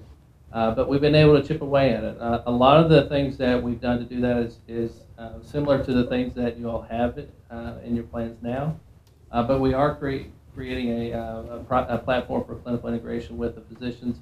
But the initial wins have really been through shoring up the service lines, making sure from a recruitment and retention standpoint that the service lines were fully staffed, that the right development, physician liaisons out supporting, staying in touch with the primary care base out there, adding some additional service lines that they didn't have. Vascular surgery was one that they didn't have in the market, spine surgery. So we were able to add some additional service lines that they didn't have, and making some strategic capital investments to support them with that. All of that, in addition to a lot of focus on building out their primary care network, working with the local, mostly, I think 100% of the primary care physicians in that market are independent. So we have invested in helping a lot of them recruit partners. A combination of those things, we were able to stay solid with our payer contracts. So we had access to all the employers. And between all of that, we've been able to chip away a few points back in the market that had been declining for a few years. But I don't think there's a silver bullet when it comes to market share. It's really working with the physicians, coming alongside them in their service lines, understanding what does each service line need to reach its full potential. Your clinical integration strategy is certainly a key component of that. And then making sure that the referral system is working and supporting the service lines that you have. So we've invested in physician liaisons to make sure that each of our hospitals is out working, and the administrative teams are in the physician offices making sure every day what's it like working with our hospital. And if there's something that's a barrier to working with the hospital, we're making sure that we get those things worked out. But I think all of those investments there is probably one of our more recent examples of a recent acquisition. Over a couple of years, we've been able to reverse about a 3-year slide in market share. Larry, we're talking about a 40-year lease here, and a presentation, a $300 million CapEx investment over 10 years. what do you anticipate the next 30 years for CapEx expenditures? Or do you have some formula that you currently use for your current hospitals? The commitments that we put up in the proposal and we put up on the presentation are minimum commitments. They're designed to give everyone the assurance that those minimum dollars will be invested in the market, will be invested in Munroe. Those are a floor on what we'll invest here over that period of time. As we see opportunities to grow service lines, to expand facility growth, to capture more and more market share, our goal is to invest more and more capital in the marketplace. If you were to look for what are our typical free cash flow guidelines as we get past the 10th year, as we get into the 20, 30, and 40th year of the lease, we have invested historically 6, 7 to 7.5% of our net revenues back into facilities for maintenance, et cetera, and that excludes acquisition growth and the like. So I would expect us to see something comparable to that going forward. It's a number that compares very favorably with our peers. In fact, we had a presentation to our board of directors just recently that showed that number relative to our peers to highlight the investment that was going back into our facilities. Randy? One other way your shareholders can get a return, of course, is the sale of assets. What assurance do we have that someday we won't be owned by one of the next two presenters? Oh. This is usually when somebody like Life would kick me so that I wouldn't say something like something funny that I shouldn't say. No, I know your question is a serious one. We're not in the business of selling hospitals. We'll make a commitment to you in the purchase agreement. I don't know if we even talked about that at this point. We can make a commitment to you in the purchase agreement with regard to our commitment not to sell this hospital. The future is uncertain, and you all see the uncertainty of the future and the pressures that exist on hospitals, and that's one of the things, I guess, that's leading you through this process that you're going through. What we've done and the way that we have structured our company, the way that we have designed our company, is to be here for the long term. We do this because we're absolutely passionate about it. I get up every day excited about the opportunities that we have in 56 communities around the country, and I see the opportunity to do so much more than we are today. So when I talked earlier about our leverage, the leverage that we have put on the company, the amount that we have borrowed, we are the lowest levered company in the industry. Our leverage is under 3 times earnings, which anybody will tell you is an extremely low leverage position. It's done intentionally. It's done so that when I wake up in the morning excited about what I get to do today, it's not worrying about whether or not I can pay the banks. It's to worry about whether or not I can make an appropriate investment in communities in order to improve quality care there. So we've designed the company for the long term. We designed the company financially, operationally, strategically, in order to achieve the results that will allow us to be your partner for a long, long time. And I look forward to the day, although I'm 58 years old, I may not be here when we renegotiate that lease. But I look forward to the day when we renegotiate that lease. And that will be that'll be a good experience. Joe? I hope I'm there with you. Yeah, man. We're getting younger every year. With regards to local governance or governance in general, this hospital, I guess, is operated pursuant to a statutory district that's created by the legislature that has 7 trustees that are responsible for the operation of the Marion County Hospital District. Those trustees in the current configuration have leased the hospital to Munroe Regional Medical Center, which has 13 trustees, 8 of which are appointed by the hospital, 7 of which are trustees, 8 of which are board members. And the trustees are appointed by It's 6 non-trustee directors and 7 trustees. That's what he does his billing hours, Steve. What do you envision to be the governance structure moving forward? I'll speak to the governance structure, and then I'll ask Harry to speak to the quality overlay with that. So the Duke LifePoint partnership would have a board. That board would be made up of Duke and LifePoint representatives, and it would have responsibility for all of the hospitals within the Duke LifePoint network. There would be a local board of trustees, very similar to the board of trustees that you have today, with very similar responsibilities to the responsibilities that you have today, except for one. You wouldn't have to worry about the financial, about accessing the bond market or however else you pay for the things that you do here at the hospital. So the Board of Trustees would be involved in credentialing and all of the things that a Board of Trustees does, interaction with the medical staff, all of that, being the eyes and ears in the community.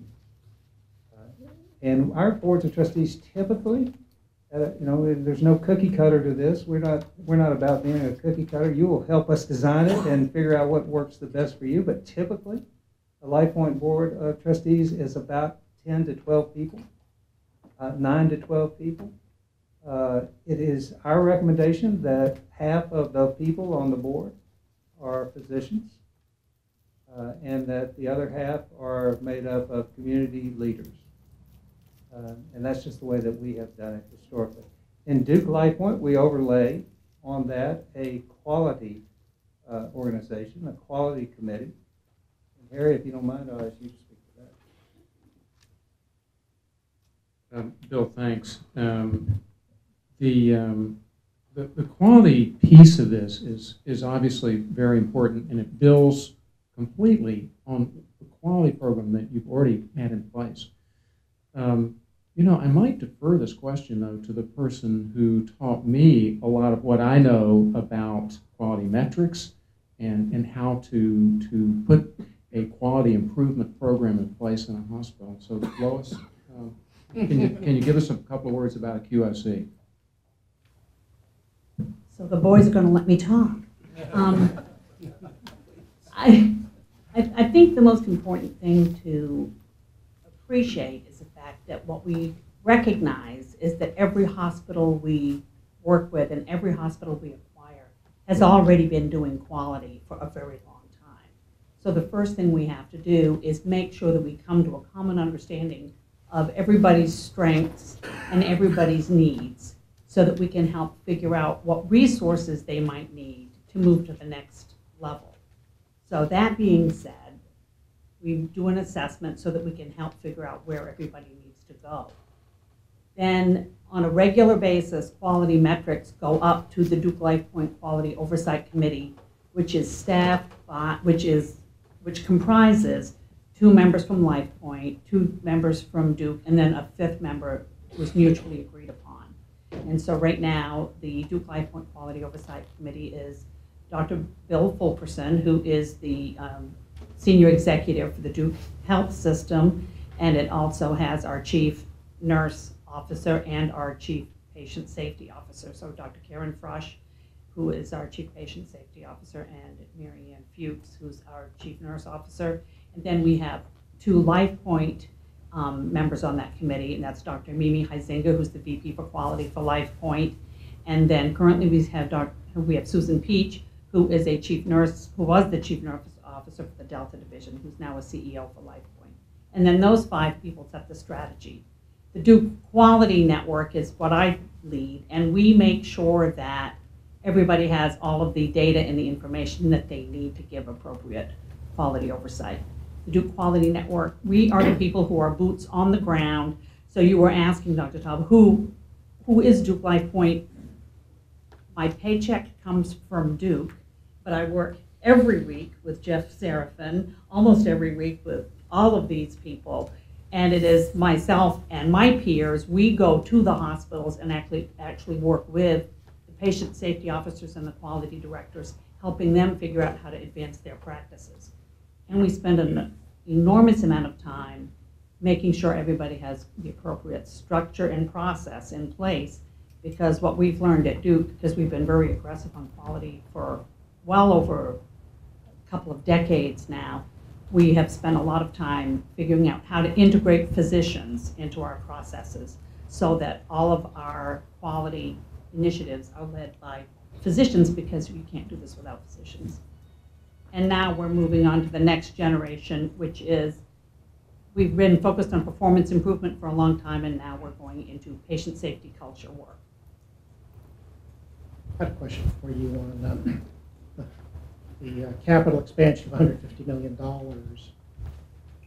What is your commitment and what is your time frame to build the master facility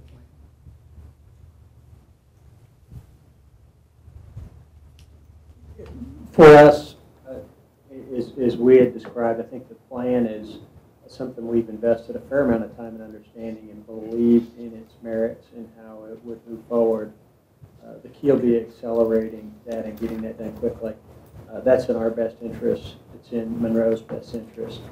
So we would want to get that going very quickly. There are a number of folks within the support center up in Nashville that we would involve as we got to a point where we had good visibility on the outcome of this process. Our goals would be to get started long before actually getting to a closing. We were fortunate up in Marquette, Michigan, where we went to a finalist position in January, and although we didn't close the transaction until we got to September 1st, we were well down the road on all of our strategic planning and implementation of their own capital plans, which we continue today. So I would expect or hope to see something similar so that we can get a leg up as early as possible. Okay. Just on mathematics, you indicated you spent $300 million over 10 years, and the financial need for capital expenditures for Munroe has been over $20 million a year, if I remember, Steve, and maybe a little higher. And that would indicate a need of $350 million. Talking about rounding errors, it's $150 million plus over a 10-year period. So I had a question for you. It's a little off the beaten track. We're into a merger, consolidation, whatever you want to call it, in year 3 to 5. You find that the financial performance of the joint venture or the league meeting the needs of Duke LifePoint, cash flows are either not there or the returns are not there.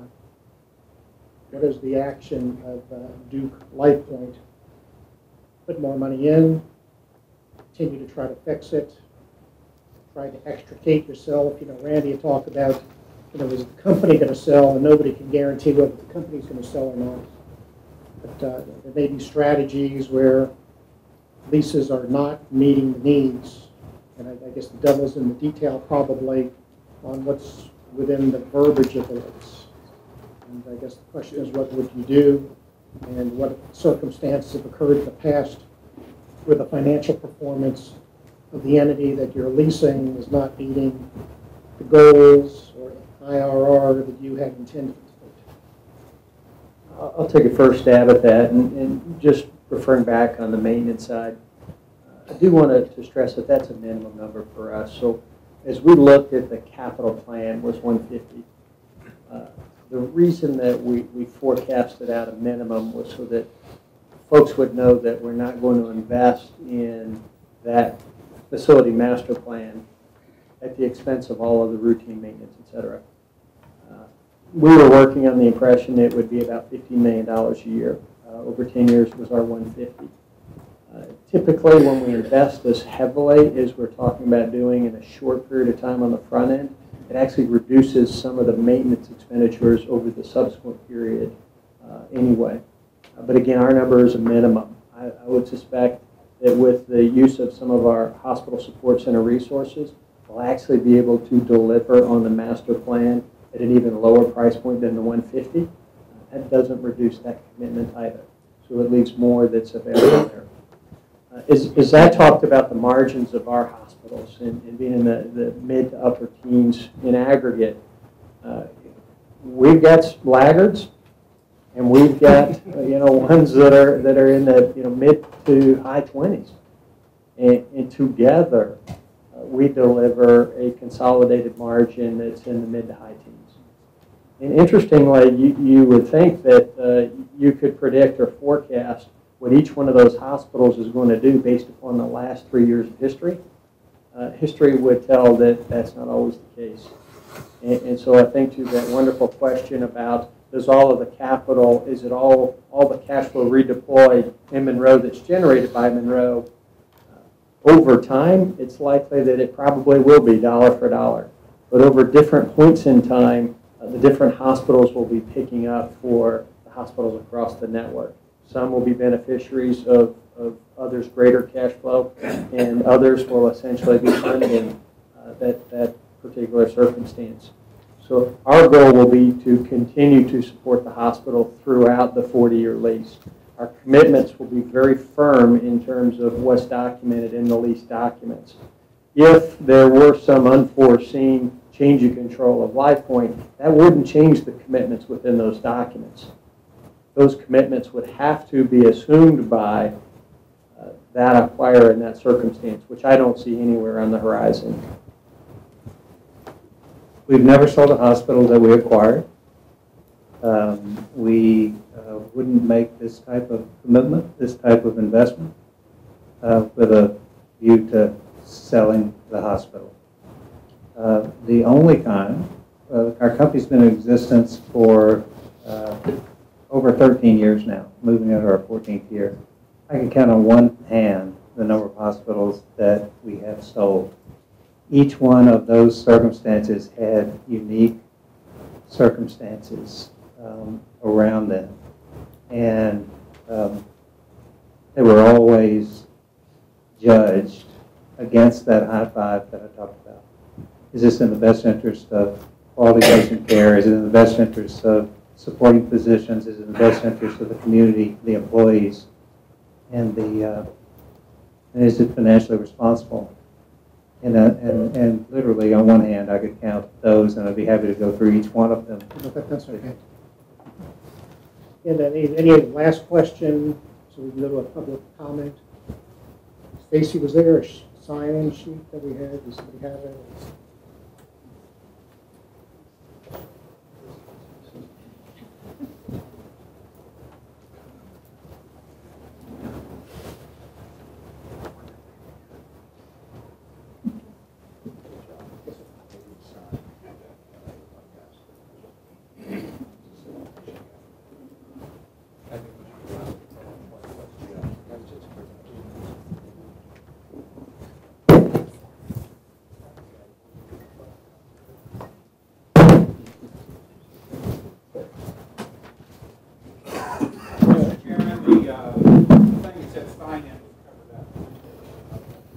It was covered up and said sign-in. It said something about people attending.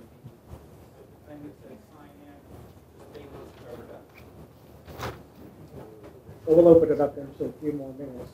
I hope so. So this was public comment. First on it was Dara and Michelle. I would ask if somebody has a comment that's already been covered that we allow passed on to somebody else. Good afternoon. For the record, Dara Michelle, 2324 Southeast 14th Street, Roanoke County.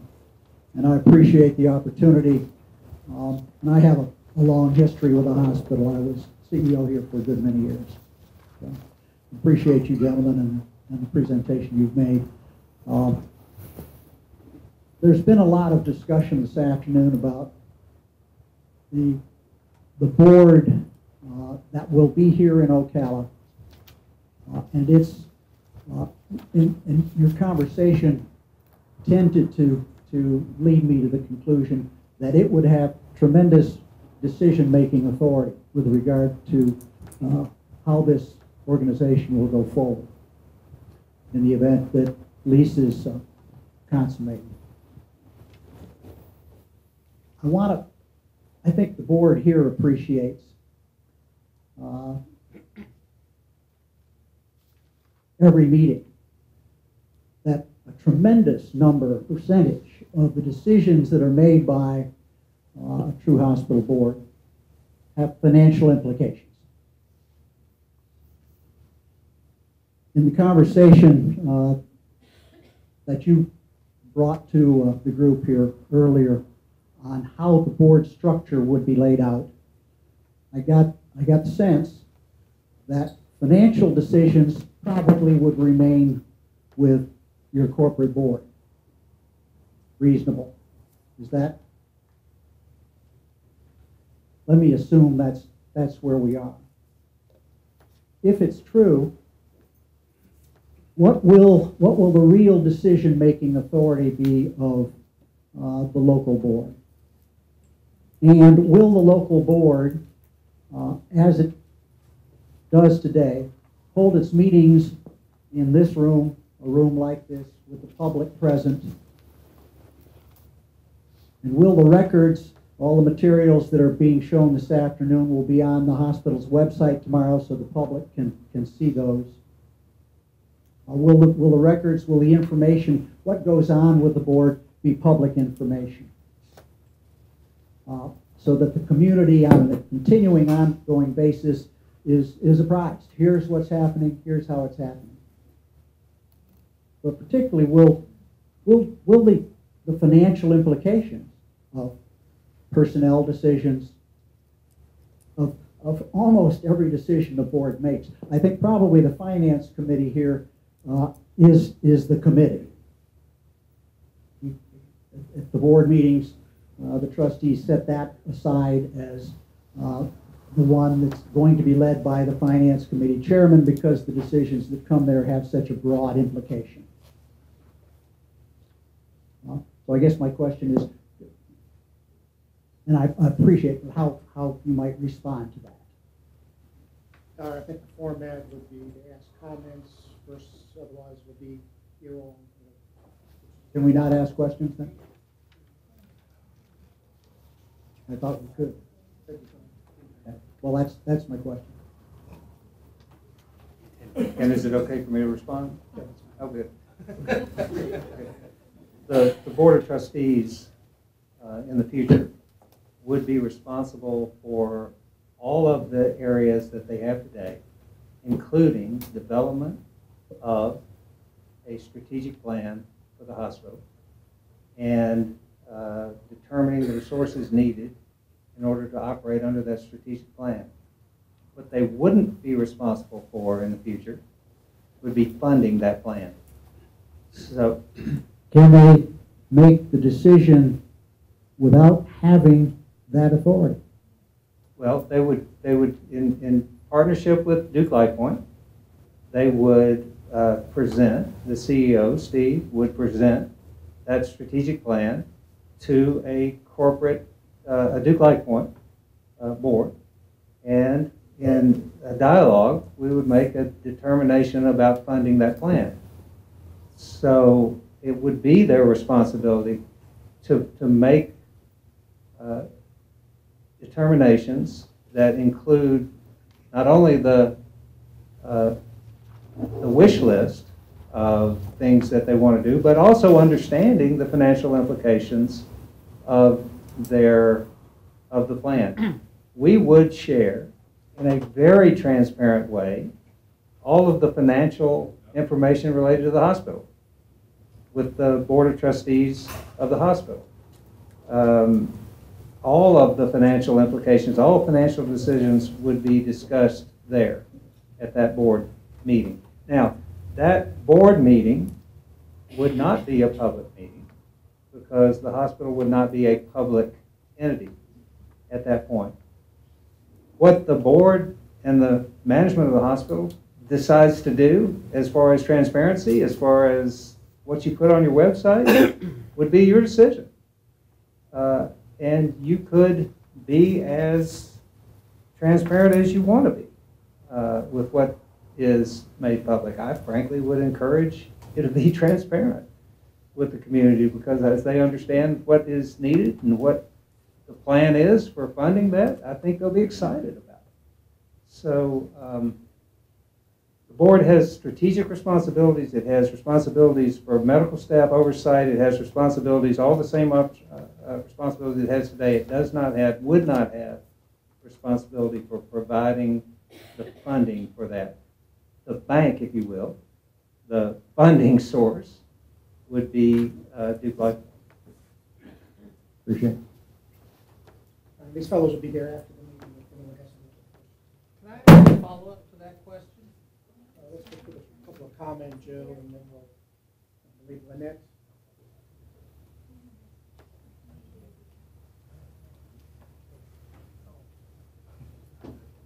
I know we're running out of time, so I also will reiterate my thanks to you for coming here tonight.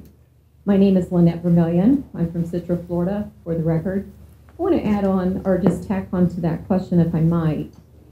If all of these boards, and there would be 57 with our hospital, if this came to be, if all 57 boards are presenting strategic plans to the corporate headquarter board, how are those 57 boards represented at your corporate board so their voice is heard?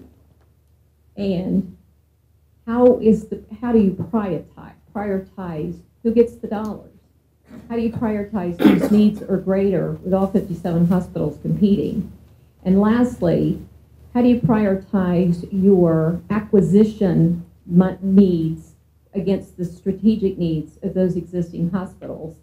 And one last question, it's a little off the subject. If you are willing to guarantee services that we're providing today, why are you only willing to offer employment to employees here for 1 year?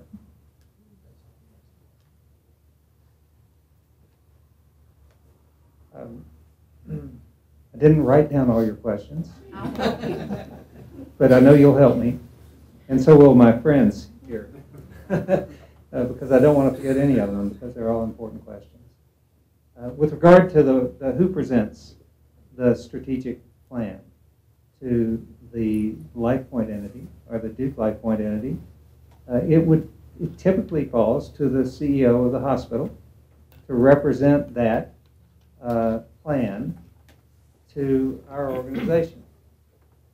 Last week, I sat in 16 strategic planning sessions with 16 of our larger hospitals, and I heard wonderful opportunities for our company to fund growth opportunities in those communities. Every single one of those strategic plans focus first on quality and service, second on growth, and physician engagement, and physician strategies, and all the rest, and on the people. So it's important. We all, in every single one of those strategic plans, we focus on the talent. It's at the hospital and how we can help them get better through things like the LifePoint Learning Academy and some really exciting things that we have going on in our company. That's one way. The other way is that Jeff Seraphin, as the president of the Delta Division, would come to your board meetings, and he would hear the direct input, the direct feedback from the board about what the needs are here.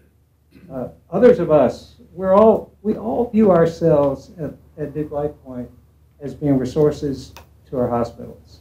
The reason that we call where we work, where I work, a hospital support center, is because I can't stand the idea of being a corporate, just being corporate overhead. We really want to support the hospitals and what they do. So there's a bunch of different lines of connection from you to the hospital. The fact that we are a 57 hospital company, a big company with over $3.5 billion in revenues, gives you the size and the strength, and the fact that we are so lowly levered gives you the size and strength in order to make sure that we have the ability to commit to what we say we have, to what we say we're going to do. What have I forgotten? I haven't forgotten about the employees. I want to make sure I haven't left anything else out. So there's no local representation at your corporate headquarters? Well, there That actually sits on the board and an authority? On the board of directors of LifePoint Hospitals, right. There is one member of the board of directors of LifePoint Hospitals who represents a community where we own a hospital. But I'm in our hospitals every week. Let me just make that question easier for you. Okay. How many of those strategic requests from the 57 hospitals, or 56 hospitals now, were not funded this year? Well, they were all funded in one way or another. Sometimes we have, I'm not trying to be glib with my answer here, but I want to be careful with it. Sometimes there are things that we look at each other and we make a decision that we should do that next year. Let's get a year down the road before we do that. And sometimes we're pushing to say, can't we get that done this year? So I can't tell you that every single request that is included in a strategic plan is funded every single year. But I can tell you that they are all heard and they are all, I'd be hard pressed, Jeff, as your division presented strategic plans, I'd be hard pressed to say that they were not funded in some way that meaningfully advanced the ball down the court so that they will get funded. And to the extent it makes sense, we're going to fund all those things. That high five, quality patient care, working closely with physicians to support their needs and their ability to take care of their patients, be a good employer, a good community citizen, is financially responsible. Those are all the things that we look at in order to make those decisions. And I hope your employees are here for many, many years to come. I think you asked us to commit to hiring the employees for 1 year. So you asked us to hire the employees for 1 year. We put up on this sheet that we included in these slides. Originally it said we commit to hire the employees for 1 year because we wanted to use your words. And we changed it to say for at least 1 year. So that's an open point of negotiation. We're going to hire the employees who work here. We're going to give them a drug screen, and they're going to go through a routine employment evaluation like every single other employee within Duke LifePoint and LifePoint Hospitals. And we hope that they all come on board. And I hope that there are more employees here 5 years down the road than there are today, because we will have grown services and we will have made things, the hospital, that much bigger. Thank you, Mr. Chairman. Thank you very much. They'll be here afterwards. They'll be here afterwards. We talked about 10 minutes, but I think it's important that we allow other people to feel they have a comment, so we may be here a little longer. And they want to change that 20-minute discussion after the vote's done. I believe Mike Sizemore to come up, but while you're walking up, Joe's raising his hand, so I'll let him, if that's okay with you. In a typical example, let's say, our urologist says, hey, I'm the only guy in the room that's microphone. Our urologist says, I'm the only guy at a convention that's using the Da Vinci 1, and we need a Da Vinci 3 now. I mean, so how do we go about making that request and how is it that you would typically say, no, we're not going to give it to you? I'm just wondering, how does that process work on something like that? We review any capital request that's not a part of the budget.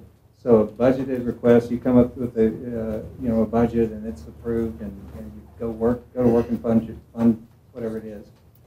But to the extent it's a non-budgeted item, say it's a Da Vinci, and we would perform a capital asset management analysis on that request, and we would review it very carefully, and we would make a very reasoned decision about it. And to the extent it made financial and business sense, we want to support our physicians, we would buy the Da Vinci. And we have done that. I bet in the group of 16 reviews that we did the other day, there were probably 8. I just had a Da Vinci delivered yesterday that was not budgeted. So it's a very relevant example that you brought up. But it made sense. It made sense, and we had a urologist that was doing half of his cases in the community and half of them in the other community, and we sit down and said it's a great way to expand the service line, and we bought the equipment. And I will say is that was a new acquisition, and that was a purchase price that was over and above the capital commitment made in the purchase of the hospital 2 years ago. But it made sense in that community, and it was a good investment, and it helped us expand that service line. Let's get back to the discussion. Okay, and thank you very much. And I'll be expeditious here. I realize that time's getting short. My name is Mike Sizemore. My address is 13351 Southeast 120th Street in the enormous city of Oklawa. So, again, I appreciate what you've given us here today. I commend you on identifying that we have one tremendous hospital. I also commend you on identifying the fact that it is, in fact, in the top 1% of the hospitals throughout the United States. That's pretty good. It has done a tremendous job with the service line. It gives services here in our community that we often feel is identified as a safety net hospital. It's a place where people can come when they can't go anyplace else. Having pointed that out, the reality is this excellent hospital has done such a great job, so why are we here? And obviously it's because of the payer mix. It's because of the financial events that occur, less patient days in the hospital. We have self-pays, very high here in our county, which means no pays. We have a very elderly population, excluding myself, and they're Medicare and Medicaid. When you talk about negotiating with your payers to increase and enhance and like that power and strength that you bring, I can tell you that there's not many of them here. Our deputies are starting at $30,000 a year. If they want to insure their families, it's an enormous cost. Our teachers are at that kind of wages, and if they want to insure their families, it's hundreds of dollars a month. So most of them are without insurance. So it's a challenging situation at best. My question is, or rather, if it's not a question, it certainly is going to be a statement that you may want to ponder. Is this? I hear you talking, and I hear that you're LifePoint Hospital, and then I hear Duke University, and I haven't heard you talk about the LLC that you've partnered together. And help me if I don't understand, because I'm not really great with finance and corporate stuff. But I think you have a LLC going here, and you've got a limited number of things, deals you've done. You've done them in the last 18 months or so. And now you've talked about 13 years, 10 years, 5 years, when you were asked about questions at events that has happened with other hospitals. But those hospitals are with LifePoint hospitals. It's not with this adventure of LLC, I think. So if that's the case, let's just presume things don't go real well, and it all fails. I mean, the question was posed of what if this lease fails here, and it's a really bad financial deal?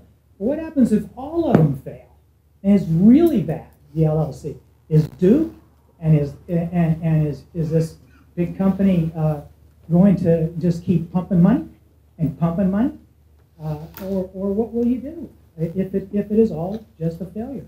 and explain what the LLC is as opposed to Duke and LifePoint Hospitals. And thank you. That's a pretty broad question.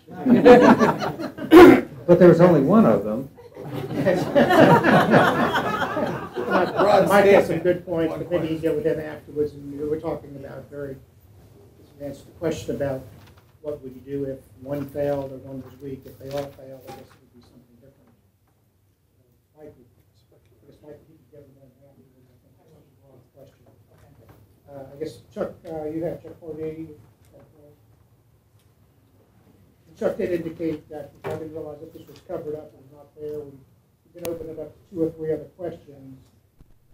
If there's anybody who hasn't heard, I don't want to be redundant questions, but take time if there's specifics that Chuck.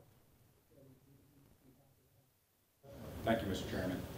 My name is Chuck Pardee. I reside at 2769 Northeast 32nd Place. I was born here at Munroe. Yesterday was my 59th birthday. Thank you very much. But I want to thank you for coming to our community and making this presentation to invest in our community. I would like to think there's not one person in this room that doesn't care about Munroe Hospital. I know I do. A lot of us see it differently.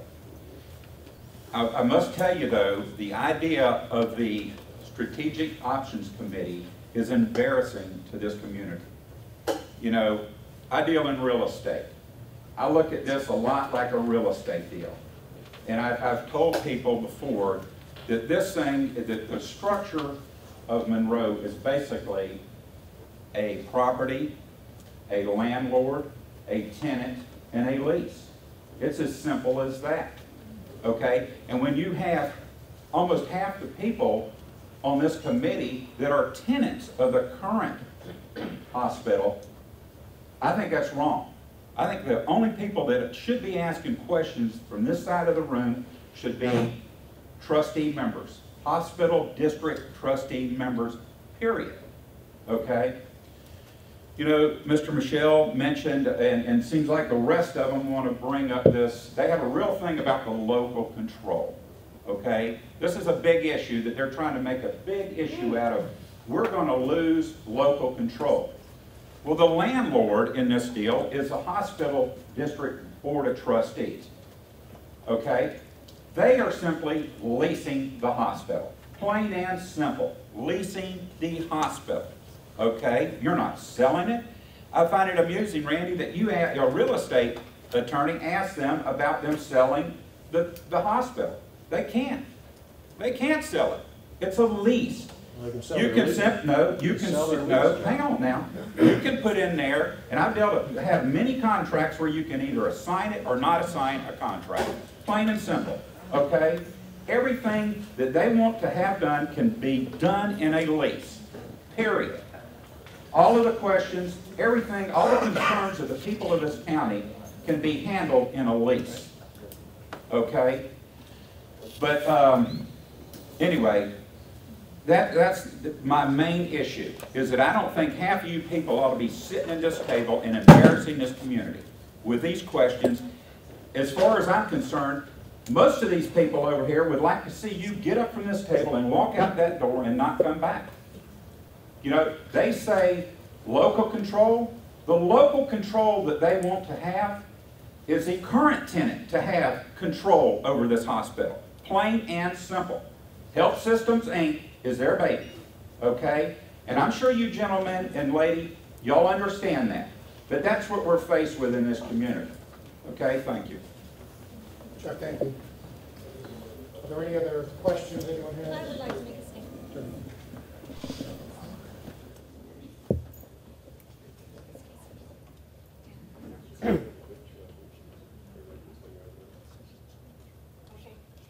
My name is Crystal Dye. I'm a citizen in this community, as well as an employee of Munroe. And while I understand there's a lot of financial issues going on, I haven't heard anybody talk about the quality of care, honestly, and that's very serious. we love these people. And it's easy to get lost in a big facility. How can you ensure that we're not going to be absorbed and lost? And these people are going to pay the price. What are we talking about here, honestly? We've done okay, Mr. Purvis. We've come through tough times. And so now we're looking at selling out. I hear partner, but I don't see a partner. I see a buyout. So, I mean, what are we really looking at becoming a huge conglomerate? This is a community. It's a small community. But this is a strong hospital. We have strong teams here, and we've been together a long time. So talk to us about that. Talk to me about what that means to us, what that means about my patients. What does that mean about the people that come here for our care, and they choose us over across the street? I've worked for HCA, and I'll tell you, when I left for-profit and I came to nonprofit, wow, I felt like I came home. Because there's a difference in the mentality of a for-profit hospital versus a non-profit hospital. And I felt it when I came here 10 years ago. And I'll always be here. I will never leave as long as it's Munroe. And I don't know about your Duke, sir. I'm going to do some research. I have a lot of coworkers asking me questions because they knew I was coming here today. And I'm hoping to give them some good, solid information. We need money. We do. We need to extend our services. We need to bring in more physicians. We need pediatrics. We need neonatologists. We send these kids to shams every night. I work in the emergency department. We send people out every night because we don't have specific services here. We need those things, and we need your money. But I'm not sure. It's the truth, as I see it. And I like the sounds of you guys. I like the sounds of your funding. I think extending our services is wonderful. But how do we not lose sight of who we are as a community and an organization and a provider for the people that need us? Thank you. Can I take a stab at answering some of her concerns? I completely understand where you're coming from, and I've been working with all of our new acquisitions. And every time we show up at a hospital, you know, within 6 or 8 weeks after they've been acquired, we go in and do our baseline quality assessment to start figuring out how do we work together to make sure that we don't lose sight of exactly that. And every time we go to a new hospital, I meet people with exactly that same concern. And all I can say is, once we've worked with them a few weeks, it's completely turned around. And once they see that our goal is to make your hospital absolutely the place of choice for everybody.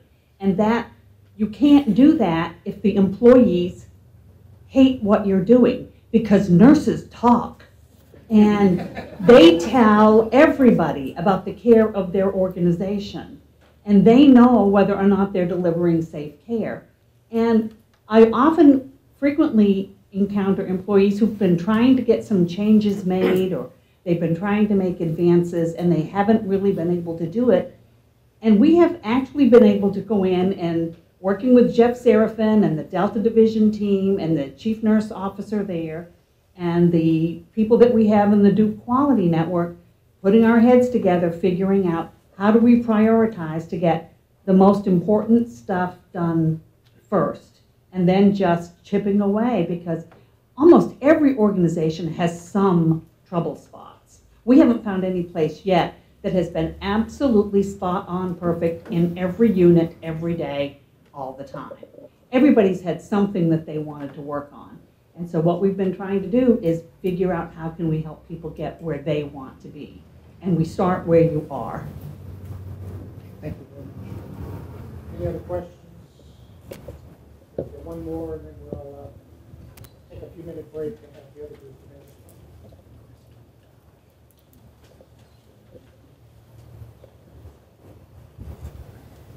Dana Coffin, also Citra, Florida resident. Coffin, C-A-E-T-H-E-N. Some of y'all have heard from me before because I've spoken on this before. Couple things. One thing, basic concept. I know everyone wants to attach emotion.